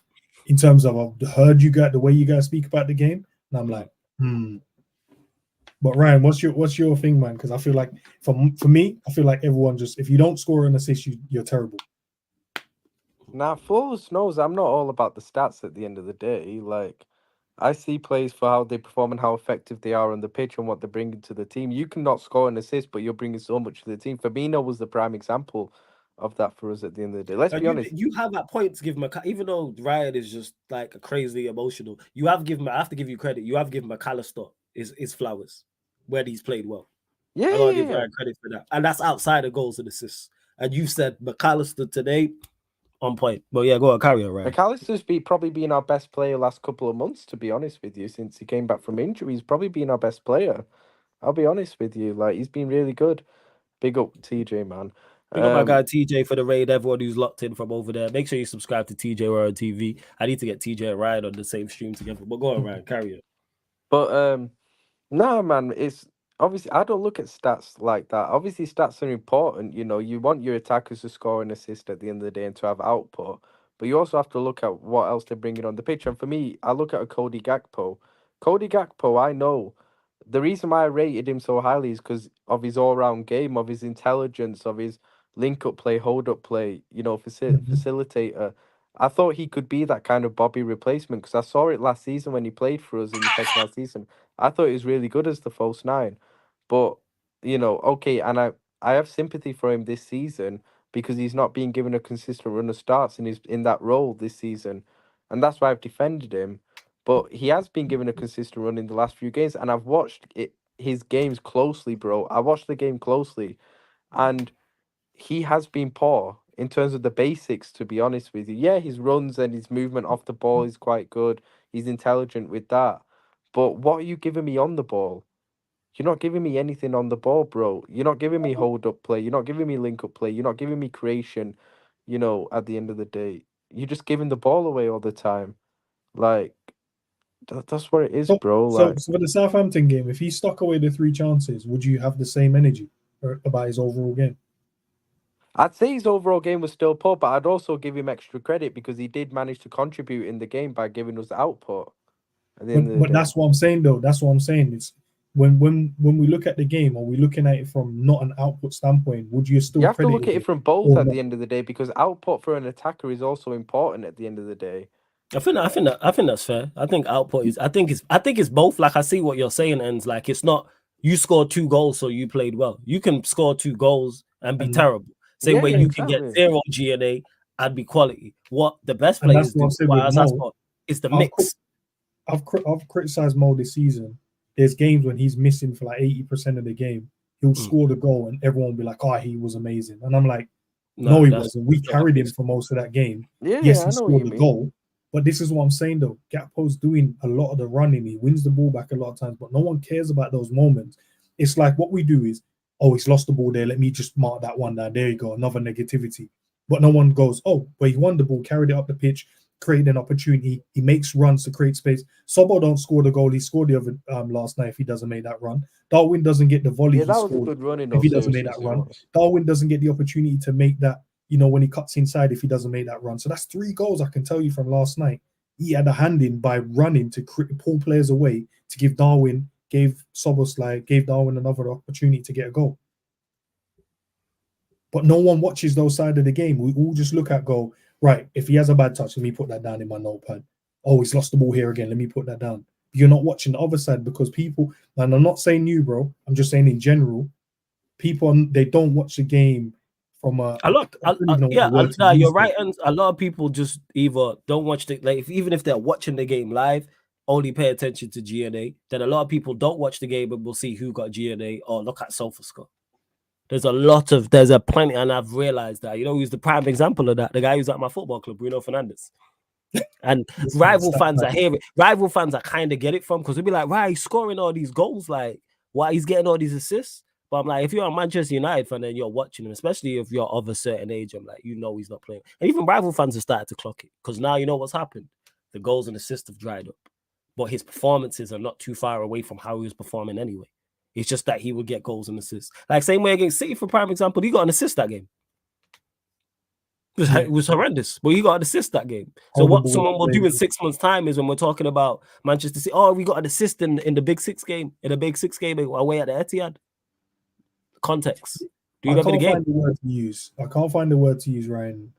If I can think about it, I'll drop you a message, bro. Because I don't want to. The word I've got in my mind is a rude one in terms of like man ain't watching the game properly, and I don't want to be rude about it. Trying to find the correct word to use, but I don't feel like people are watching the football games properly, bro. They just watch it and they just right. I'm gonna pick out the most negative standpoints, and I'm never gonna give them credit for the good things.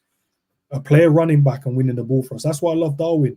When people are criticizing him, he's not scoring enough goals. I'm like, bro, did you see the man run back 70 yards to go and win the tackle for us But to I'll keep give us Darwin his 1-0 up? credit. I actually think his all-round game for a lot of this season has actually improved a lot, bro. Like Like Darwin, when I watch Darwin, even when he's not scoring, 8 goals and he's 3 actually assists. made an impact in the game. Like he's actually made an impact in a lot of games this season, even when he's not scoring, bro. Like that's the thing. That's where I actually give Darwin his credit. His goal scoring record in the league this season isn't anything like special or anything. But I actually think he's had a good season in terms of performance level overall, to be honest. That's why I've given Darwin his flowers this season at the end of the day. I think in November and December he was quite poor in it. November and December he was quite poor in terms of everything. His goal scoring, his all round game, everything. But apart from that, I can't lie. His performance level has been on point. I'll give him his rating still. And Foles knows I've not been Darwin's biggest fan since he joined. Yeah, like Darwin do this. He's one of them. He's gonna because it's because when he misses, like he'll miss in spectacular fashion. Like he'll score the tough chances, and then the ones you expect him to take, he'll miss type of thing. Like that's Darwin do this. The post type of thing. Yeah, like he's like that, but then he'll pick up the ball for 35 yards and stick it top bins, and it's like that's just Darwin.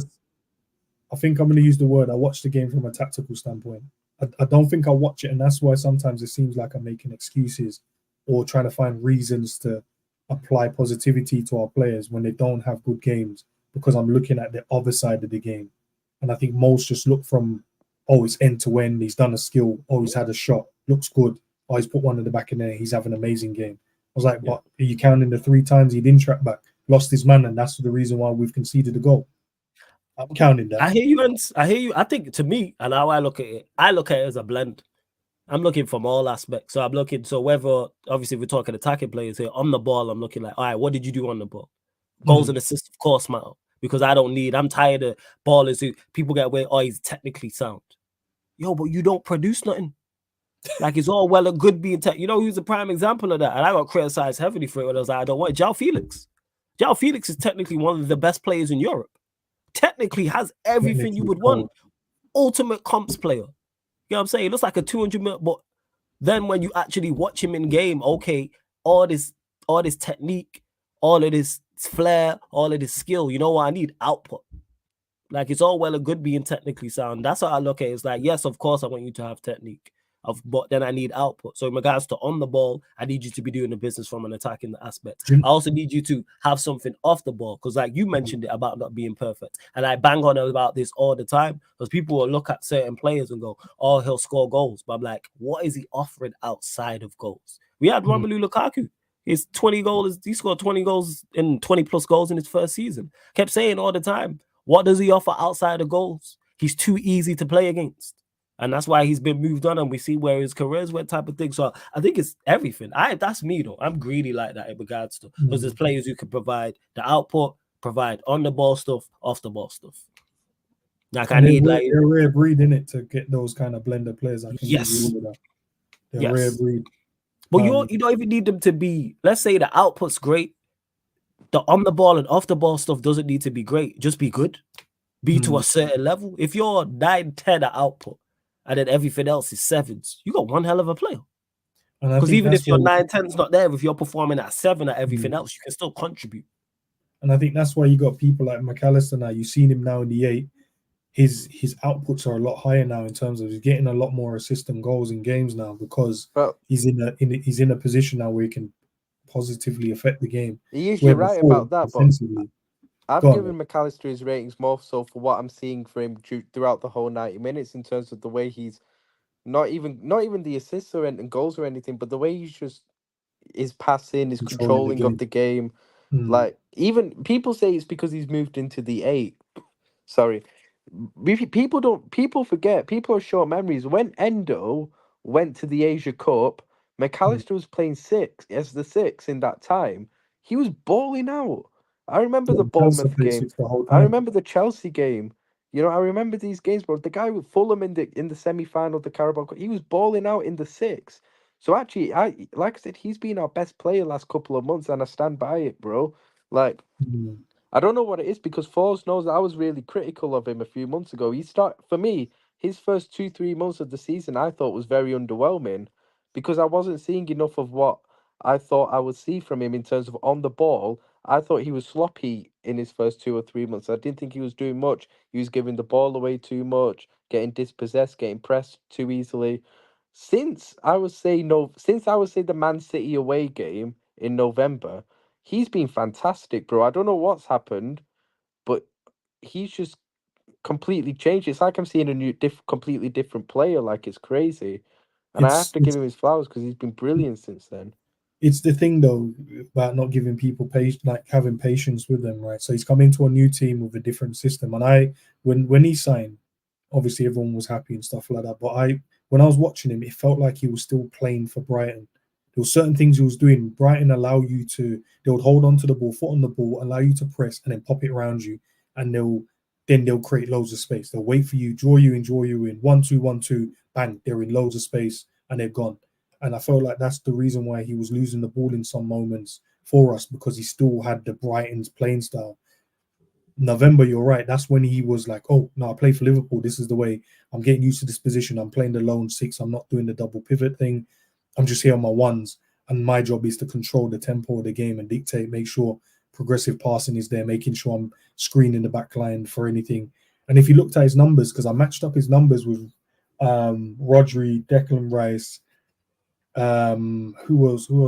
Douglas Luiz, in terms of midfielders that play in that anchor role. And his stats weren't far off any of them. From a defensive standpoint, his stats was not far off of them. And that was, I think I did it in November, just before. And he's improved now, because now he understands his teammates. He knows what they need, where they're going to pass the ball, when they need the ball, what type of runs they're going to make. Now he knows, all right, the distances as well is different, because our system is different. So that means you're going to cover different spaces, because the pitch is always going to be cut up in quadrants. So he's now going, okay, if I'm in the 6, I have to operate left to right. And I know that Curtis is going to, pick up this position here. And I know if I run forward, Curtis is going to drop into the 6 for me. And it takes a bit of time to understand your teammates and take all that information on board. People just think you get ball, you go in a position, you just play it. That's not how football works, bro. It doesn't work like that. Hmm? Yes, sometimes it can be easy, because some players make it look damn easy. You just buy them like Haaland, and you just put the ball to them, and they just put. But that's not, yeah. But that's not normal. I get what you say. There is an adaptability period. I think though, in that adaptation period, you have to show something. Yeah, there still has to be a certain level you have to, because you're playing for Liverpool Football Club. We're not waiting for you, McAllister, to get good. But that's why there's no time. Unfortunately, this is unfair. We ain't got time to be waiting around for you to. You still have to perform to a certain level. You don't have to be 10-10. But hey, you're at Liverpool. This ain't no disrespect. This is not Brighton. The eyeballs are on you. You are now under scrutiny. This is what comes with being at a big club. If you're at a Liverpool, a Manchester United, a Arsenal, guess what? You are under analysis. You are under Law and Order, SVU type analysis. For those that have seen that show when they look into the murders, the details. I don't even think no one could tell you his misplaced passing percentage last season when he was at Brighton. At Liverpool, though, people will tell you what it is. And that's the difference. It's different. Oh, yeah. That's a prime example. Yeah. Just watching yes. Man will start breaking down stats that at Brighton, for instance, with De Zerbi, it's kind of like, all right, because I used them as an example. Man can win 2 games in 3 months. No one's really batting the eyelid. Let Klopp or Ten Hag draw 2 games in a row. Get World War 3 at home to Sean Dyche Everton and get away with it. Yeah, World War 3. You win a game. You know what I'm saying? Let's say Liverpool play. Let's say you lot are playing at Brentford or something like that, and you win 1-0 and don't look convincing. Guess what? Criticism. Won the game, but there's still going to be criticism. Whereas someone losing a game is getting less. Is like at a Brighton or a Brentford, you're getting less. And that's what heavy is the head that wears the crown. But a lot of people don't like that. Bro, there was criticism for us winning 5-1 yesterday. Yeah, Enz did say that. He said the first thing Enz said was, we won 5-1, we didn't play well. Right, because we weren't good. But that's the thing. We went to Europe and won 5-1. Because that's the expectation you man have of Liverpool and being Liverpool fans on the team. Yeah, 100%. I hear that. Crazy though, they win 5-1 and then I would play away in Europe and won 5-1 in knockout. Imagine Real Madrid went through in the Champions League. And Rudiger's like, nah, it wasn't good. We don't celebrate. Ancelotti came out of the press conference. Yeah, Ancelotti came out of the press conference and said, saying along the lines of it's being so tough to win here because the pressure you are under is. I need to find the exact quotes where it was something crazy. But yeah, go on then. Say what you're gonna say. I'm gonna find. No, I'm just saying, bro. Like it's so weird, and that's why I love like when I talk football with certain dons, bro, because I know that it's going to be a great conversation around it. It's not clickbait stuff. It's not let's just say the baited words out there. Oh yeah, his IQ wasn't okay. Explain to me what IQ means, bro, because everyone uses words and they don't know the meaning of these from a footballing standpoint, though.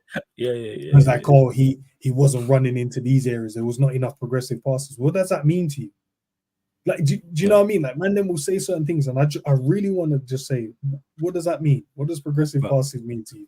Because I see progressive passes, but you're telling me he didn't have none of them in the game. So what does that mean to you? Because I saw 10. And then here's the thing: is with progressive passing, you could have, say, as a midfielder, we'll use McAllister, and he plays 15 quote unquote progressive passes, and 2 were successful. They could have been all great passes, and your other central midfielders and other attackers weren't on the same wavelength. It was a great pass. They just weren't where they're supposed to be, or they miscontrolled it. Because if you miscontrol, is that counted? Actually, let me know in the chat, people. This is why I hate subjective stats. If one player passes the ball to another player and it's miscontrolled, that's counted as an unsuccessful pass. Correct? Well, if he controls it, say he touches him but rolls under his foot. Yeah, he touches. Let's say he rolls under. Is that classed as a successful pass? I don't even know, bro. I don't know. See, this is what I'm talking about.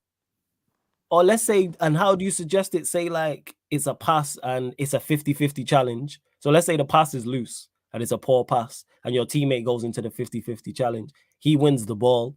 That's classed as a successful pass, even though it wasn't a good pass. That's why I've said this. I've said to people, don't bring me no subjective stats anymore. I'm tired.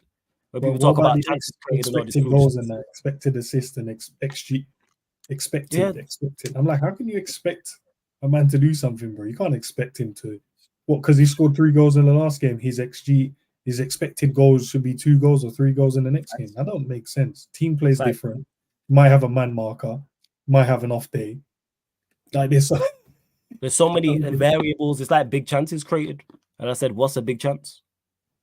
Everyone's big chance for me was 1v1. That was big chance for me. But now I don't think they are. But someone said that. I said that to someone. I can't remember who it was. It might have been Ram actually. And he was like, all right, but say it's a 1 versus 1, because I said 1-on-1 as well. And he said, what about if it was a 1-on-1 from a tight angle? Valid point. To me, that's not a big chance. If it's a 1-on-1 with a goalkeeper, but some people will class it as, to me, 1-on-1s, open nets. If you got a free header inside like the 6-yard box, I think that is. But even then, tight angles. Is there a guy marking you? Like, how close is the defender to you? Because if the keeper cuts down the angle for you and then there's a defender there where you can't bend it around, that can't be. I think it has to be where he's expected to score, where he's 1v1, clean through. Like, okay, let's use Darwin against Brentford the other day. Jota headers it to him. Yeah, and he runs clean through and he chips the goalkeeper. That's a big chance for me. That's a big chance. Now he gets to pick what he wants to do. Left foot, right foot, over the keeper. He chose to go over the keeper. But you drop in the shoulder and then you're trying to shoot across goal with your left foot, but there's defenders there, the goalkeeper's at his near post. You're just on the edge of like 6 yards. That's not a big chance to me, bro, because there's still a lot of work to do. You have to beat the goalkeeper, beat the defenders on the line. But people will say to you and point to that and go, that's a big chance. That's why I'm like, it is. And then even worse than that is chances created where you pass your ball to the teammate, they have a shot. That's a chance created. Say the pass was bad. Say he's 25 yards from goal. What are we talking about here? Like, again, subjective. Curtis got an assist against Man City. Was it not last year? It was the year before. Was it the year before? When he duppied Bernardo Silva, sat down. Oh, yeah. Salah beat like 12 men and scored. Yeah, and then scored. And Curtis got an assist. And I'm like, that's not an assist.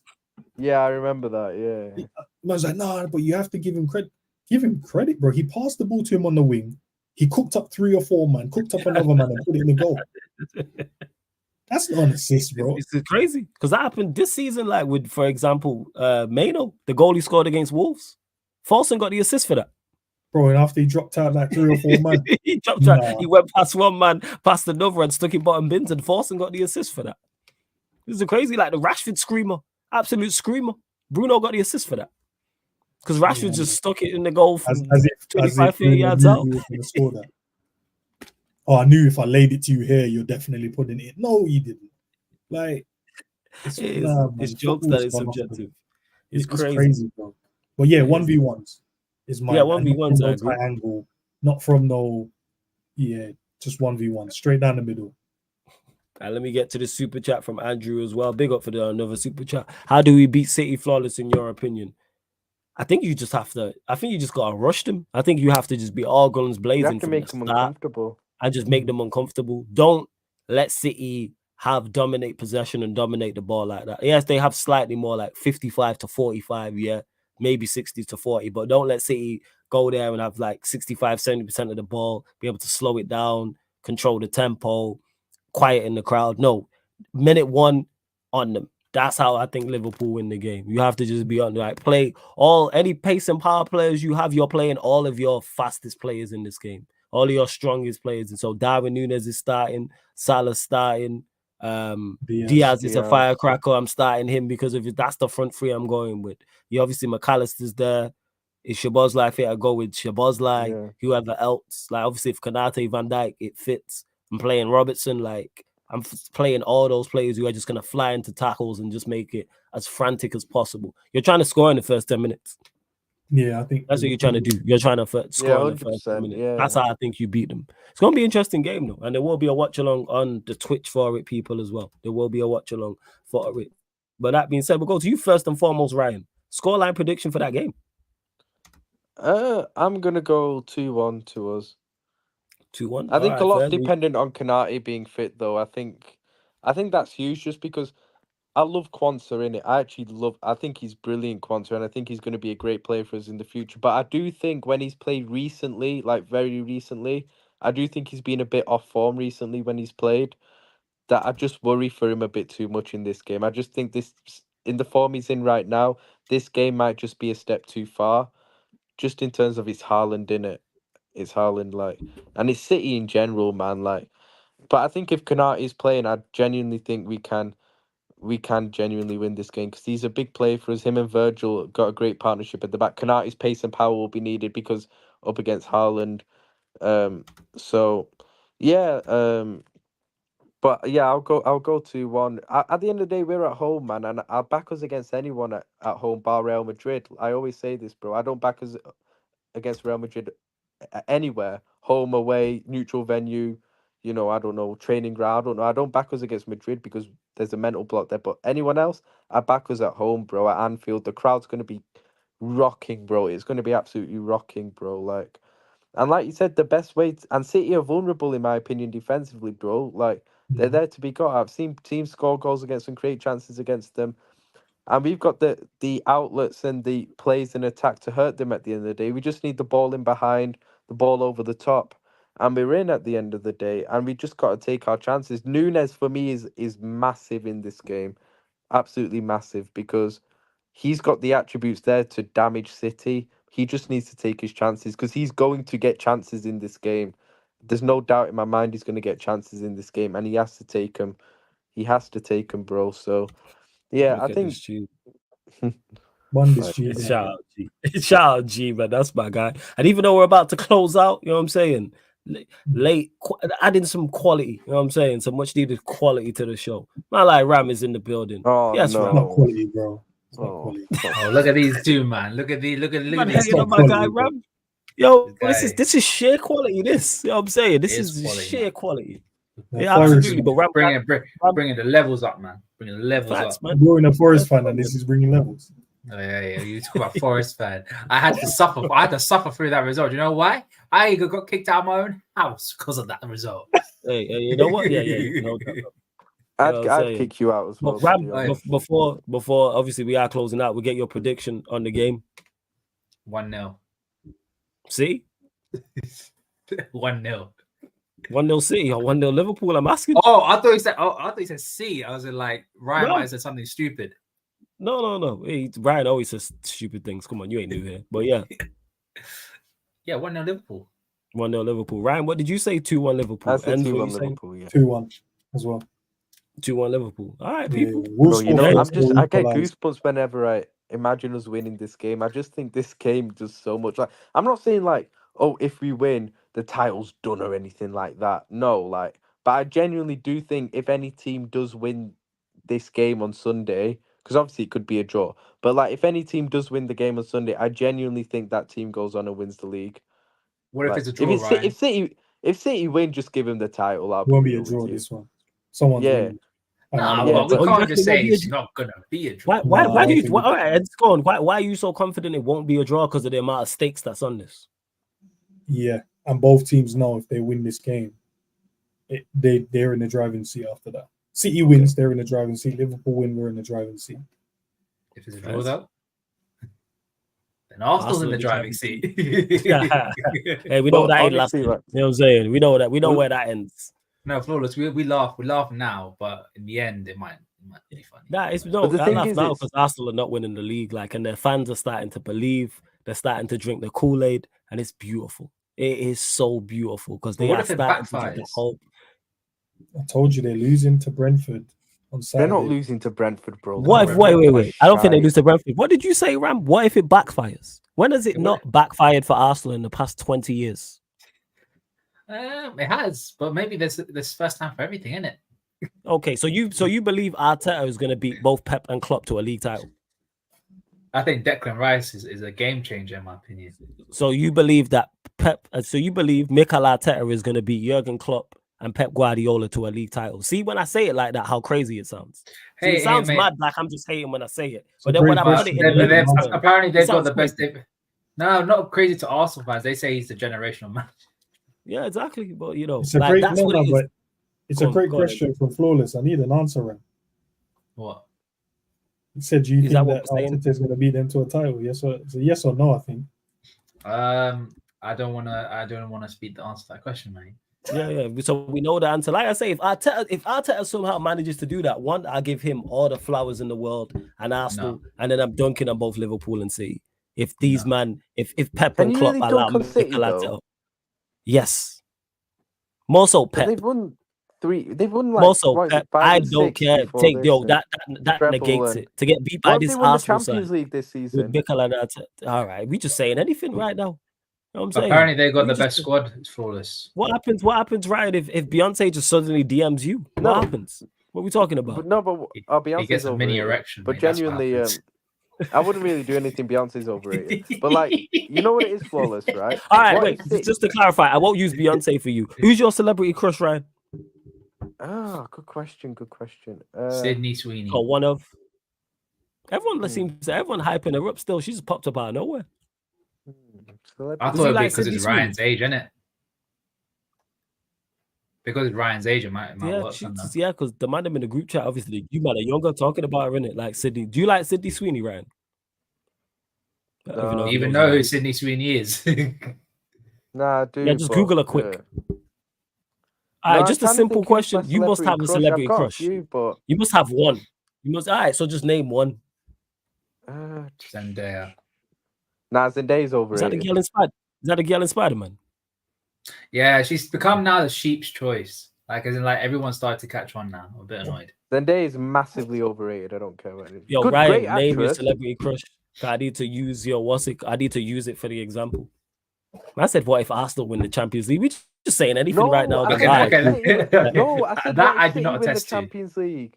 I said what if Oh, if City City win win the the Champions Champions League? League, I'm still dunking her. You cannot get Why beat by do you- Mikel Arteta to a league title. I'm sorry. No, with the squad you have and the squad he has and the level the manager you are. But what about the squad he has? Apparently, he's got the best squad in the league. Yeah, apparently. And apparently Ryan will eventually tell us his celebrity crush. You see how these things work out. It's crazy. To be fair, crazy. Eventually, Arsenal, he will. To be fair to Go on, Arsenal, go on, then. because Go on, it's gonna be good. They've been out of a lot of the cups, in it. They're pretty much out of everything now. in the champs. Man City, I know, but they've been playing. They've had a lot of rest period between their games, and that's why they've been able to rotate well, not even rotate, but been able to put at the exact 11 week in, week out, because they haven't had a midweek game. Where Liverpool, I'd say Man City is obviously playing in the FA Cup. We've had to play a lot of midweek games. They've just been able to go right week to week, play our game. Some may say that's an advantage. That's a good thing for us because it just keeps that momentum going and going. Nah, it's a good thing in terms of rhythm, but it's a bad thing in terms of the fitness, because then that's an extra game where someone could get an injury. Like, for instance, now it's bad for us. It's bad for us. Yeah, we can go and pick up an injury, but yeah, for them, they've had a rest. Like, people are pretending like they've been playing loads of games. Like, no, they haven't. No. They got knocked out really early. You're talking about Arsenal. Yeah, Arsenal. Yeah. You know what They've I'm been saying playing. about Arsenal? I don't think this will happen. I really don't think this will happen. But if they get knocked out by Porto next week, I think they can kiss their Premier League chances goodbye as well. Oh yeah, 100%. I attest to that.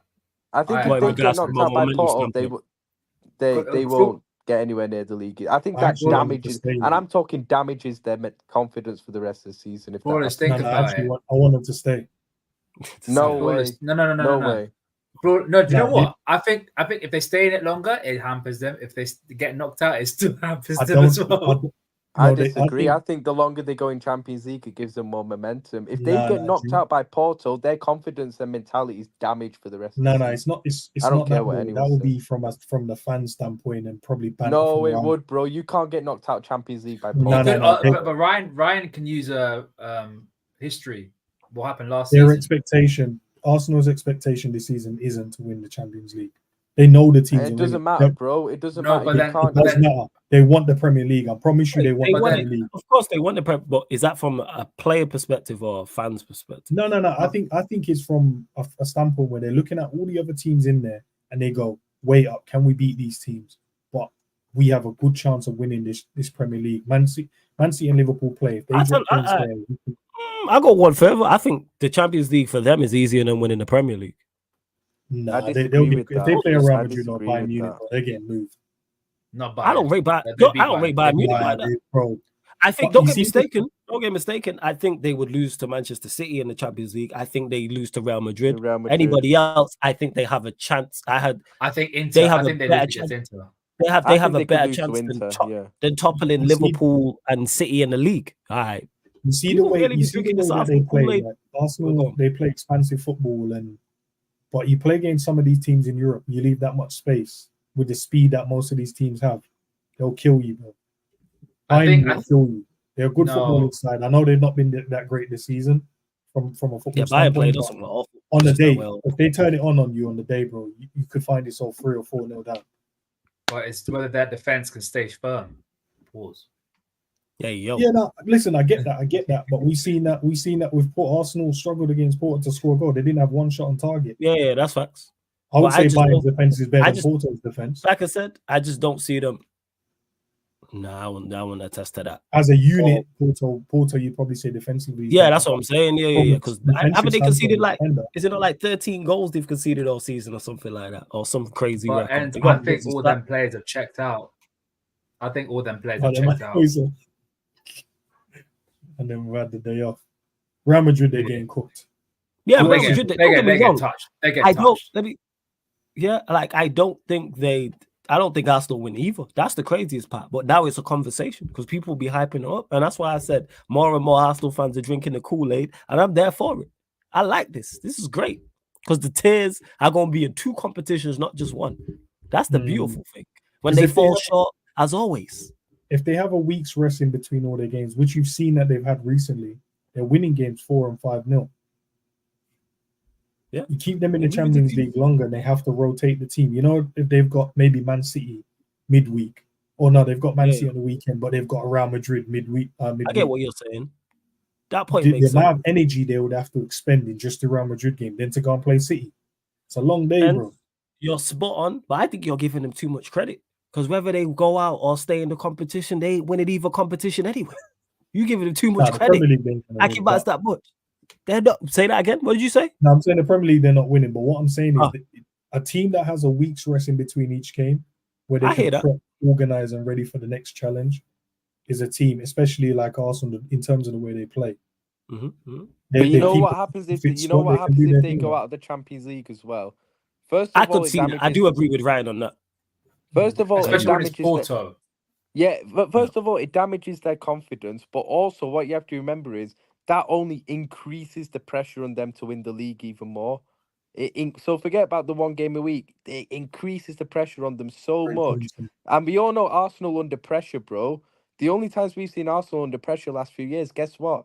It's not gone down well with them, bro. It's not ended well for them when they've been under pressure. You look at last season, the prime example. If they get knocked out by Porto, the pressure is going to mount on those players and manager, and they will not handle it right. I'm telling you. I think it's even more added pressure. The fact that you lost against a side that, let's be honest, everyone thought you should be slapping them. Yeah, like 100%. Chelsea went and slapped them. Liverpool went and slapped them. This is a side that you should be beating. You should be winning this league title. You've got to win it. That is your trophy. You got to win this trophy. We said you need to win a major trophy. You got embarrassed in the Champions League. You got embarrassed in the FA Cup. You got embarrassed in the League Cup. You've got to do something. Otherwise, bro. And here's the thing with that. Sorry for listening. Yeah, go on, Ryan. Go. Oh, sorry. I was thinking this earlier on. Yeah, I was thinking this while I was driving to work. Innit? You know, Arsenal fans. Yeah, after they lost this first leg, it was all we lost because we've not been in the Champions League for 7 years and stuff like that. That's why we lost. We weren't prepared and stuff for all this, bro. Let me tell you something, right? And you guys will remember this, Enz and Ram, yeah. 2017-18, our first season back in the Champions League knockout stages for 9 years. Guess who we played in the last 16 that season? Porto. Guess what? We won 5-0 away in the first leg. That was our first knockout game in the Champions League for 9 years, and we went and won 5-0. There's no excuse. So, Ryan, what you're saying is that Arsenal fans were making excuses for a poor performance. All right, crazy. Never seen that before. They were crap. I didn't see the game, to be honest. I was at the Liverpool game that night, so I didn't see how bad they were. Like I said, I think we are giving them too much credit. But now I've thought about it, as Enz was talking, it's like we're going to see tears in 2 competitions. I genuinely, all jokes aside, think they will get past Porto. I think they'll get past Porto. I think they'll beat Porto, but we know that car crash is on its way. They are going to drive off the cliff in 2 competitions at some point, and we will be there for the car crash, people. The revolution won't be.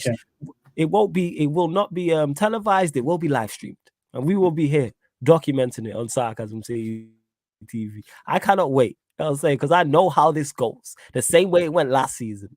And I told people this last season, and even more so this season, it's going to happen again. And there's just this air of confidence because they have been playing well, are in great form, are beating teams by a lot of goals. But hey, let them go out to Porto. I do agree with Ryan. I think that's the end. That's the card's been cut.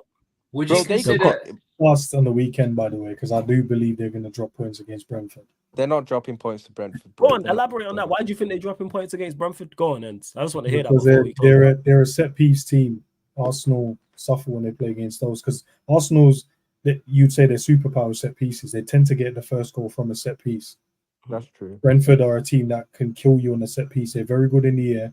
They're very good defensively when they can be, and not only that, Mbeumo is back as well. To be fair to Enz, Fulham set piece team, West Ham set piece team. He's got a point, to be fair. All right, well, and not only that, bro, they have Tony. I still think Arsenal win, by the way. Mope looks sharp. They've got some good midfielders, defenders are there as well. They play 5 at the back and they attack with their wing backs. And then when they go into the forwards, bro, they're creative when it comes to set pieces. They're not just just lump it in the box. They'll do set someone dummies it, dink to the back, stick square. You're like, bro, who's working on these? That's the type of team they are, man. And but the way seeing Mbeumo back in training, he looks sharp, bro. Watching him finish and stuff, I'm like, if he doesn't start, he'll get minutes. Yeah, they're saying to be fair. Well, Warrior J said Mbeumo is not available for tomorrow's game, but it's going to be interesting watch. But I hope Enz is right, but I think Arsenal win the game. But if they do indeed drop points, 5:30 is the late kick. If they do indeed drop points, we will be discussing it in detail on the Yardman edition of the Premier. The Yardman edition Lex on that. If Arsenal drop points. If with Lex and Kaneki, it is a wrap for Arsenal if they do not win that game. Even I'll be like, right, I feel for what's about to happen to Arsenal. And that's me saying this. And you lot know I have zero compassion for them. So it's going to be... They have to pray for someone to drop. Like, they'll be like, I'd rather you guys draw now instead of someone winning. It's going do you know what? Do you know what would be funny though? Because Arsenal fans keep saying, "Oh, I need City to draw. I need City to draw." Man, do your own job before you come talk about our game. No, Ram. Arsenal fans are the biggest hypocrites going, right? They're so stupid. Yeah, some of them, right? They've been saying. I keep saying they've been saying they're the ones who are saying this the most. Liverpool are gonna fall off. Their football's unsustainable. I'm not worried about Liverpool. That's all they've been saying. Yeah, they're gonna fall off. Yet you know what? A lot of them have. Yeah, those same fans have been saying. They want City to win this weekend, just so Liverpool don't go more clear. Make it make sense. If you're more scared of Man City, why do you want Man City to win? Because they're dumb. They're stupid, exactly. If Man City beats us, bro, that's the title done. That's City's title if that happens. Don't even play the rest of the season. But hey, big up to everyone that's tapped in. Make sure you run up the likes, people. Hit the subscribe button. Subscribe first, before you go 1 second. Subscribe to. Hey, make sure you subscribe here, Sarcasm City TV. Make sure you subscribe to Enz's channel as well. Link is in the title, people. Hit the notification bell as well. Go on, Ryan. It's a quick question. I'm trying to close out. Go on. If we win on Sunday, do we win the league? Yeah. I think we'll win it anyway, but it just puts that extra gap between us and City. Okay. It's not even the gap in points, it's the momentum boost that it would get. Our momentum would go on all. If we lose a game, Man City. If we win our next 2 games, we win the league. I'd say if we win our next 4 Premier League games, we've won the league, in my opinion. How many home Because it games we includes got the left? Man United away 6. game. Well, 6 home games left, right, in the Prem. I'll tell you now. Yeah, 6 home games. 6. It's This is So City, we Brighton, need- Sheffield United, Palace, Spurs, and Wolves. Those are our Okay, home games. say we take care of those games. Yeah, man, we're done. The home games are the ones you can go right. We don't drop points there. No, we but can't. if drop we points. if we win our next 4 league games, which includes City and United, I think we've won the league personally. I genuinely do. Hey, Man United, you man ain't fighting for nothing. Give us those 3 points, man. Don't go defensive. Just play. Would you, like, go defensive or go attacking like it makes a difference? We rubbish anyway. If you lot can't beat us, that's on you. How about like word to rap? Do your job. That's what you lot need to do. Crazy part is I don't think you lot beat us in both games, in both the FA Cup and the Premier League. Yeah, I we'll think beat you in one of them. Yeah, I think we get something from one of them. I just don't see that, but we'll see. Getting something. Remember the FA Cup game? We could like beat you on penalties or something like. No, that's what I'm saying. Like we win on penalties when I say that. Oh, like I right, can see us yeah. going through, even if it's I penalties thought or a you meant draw like in the we league get a game. draw. Like or drawing it, no, or like a drawing Is it. there Like a you lot replay in beat the us in FA FA Cup. Nah, it goes straight to Straight penalties. pens. Yeah, it's no replays Like now. us knocking Got you out extra penalties time, or then getting pens. a draw in the league game. I'm saying we must. Hey, United, you must. That's what it is. Do what needs to be done. What? To beat you lot? I don't care what it is, whether we fighting for nothing or not. We gotta stop what's going on. You're saying as if you have so much confidence. This is just delusion. But here we are. Means more, man. Like, that's what it Means is. more.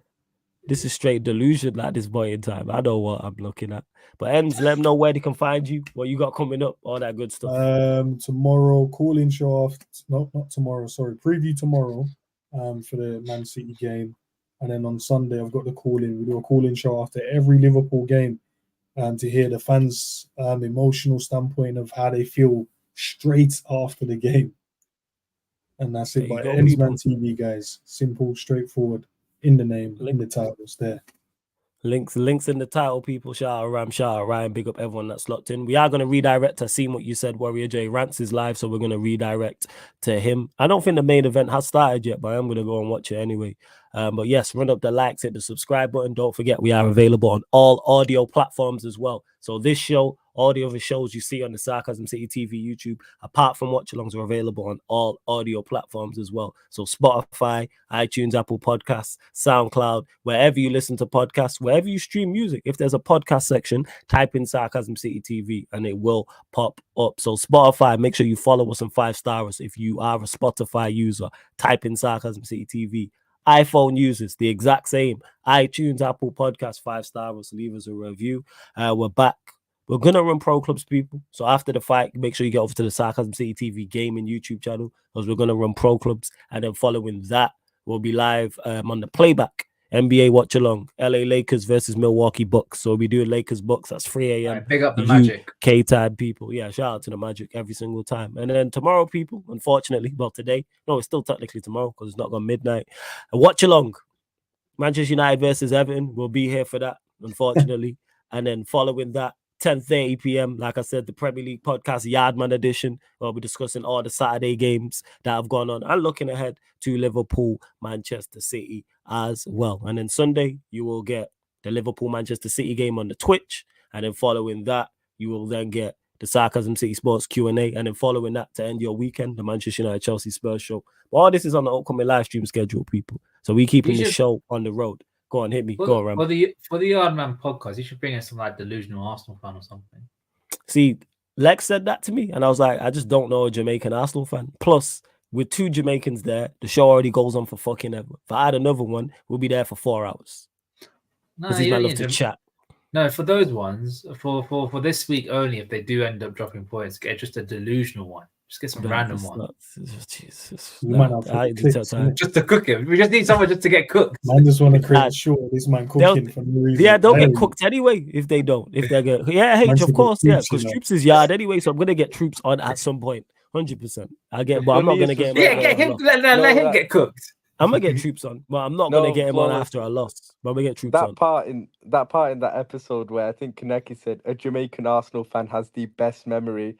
then Lex just went in and I cried, bro. The amount of times I've watched that part in the last couple of weeks, oh my days, I was in tears. Hilarious. Bro. What was he said? He's like, they have to because they ain't done anything for 20 years. Yes, you know what I'm saying? He's like, oh, Lex is, yeah. Shout out Lex Lex. is so funny. Kaneki's Big up to everyone who was tapped in. This has been the Manchester United Liverpool show, Man United podcast, analysis at Field podcast. Put Sarcasm City Raid in capital letters in Rance's chat as well. Big up, salute.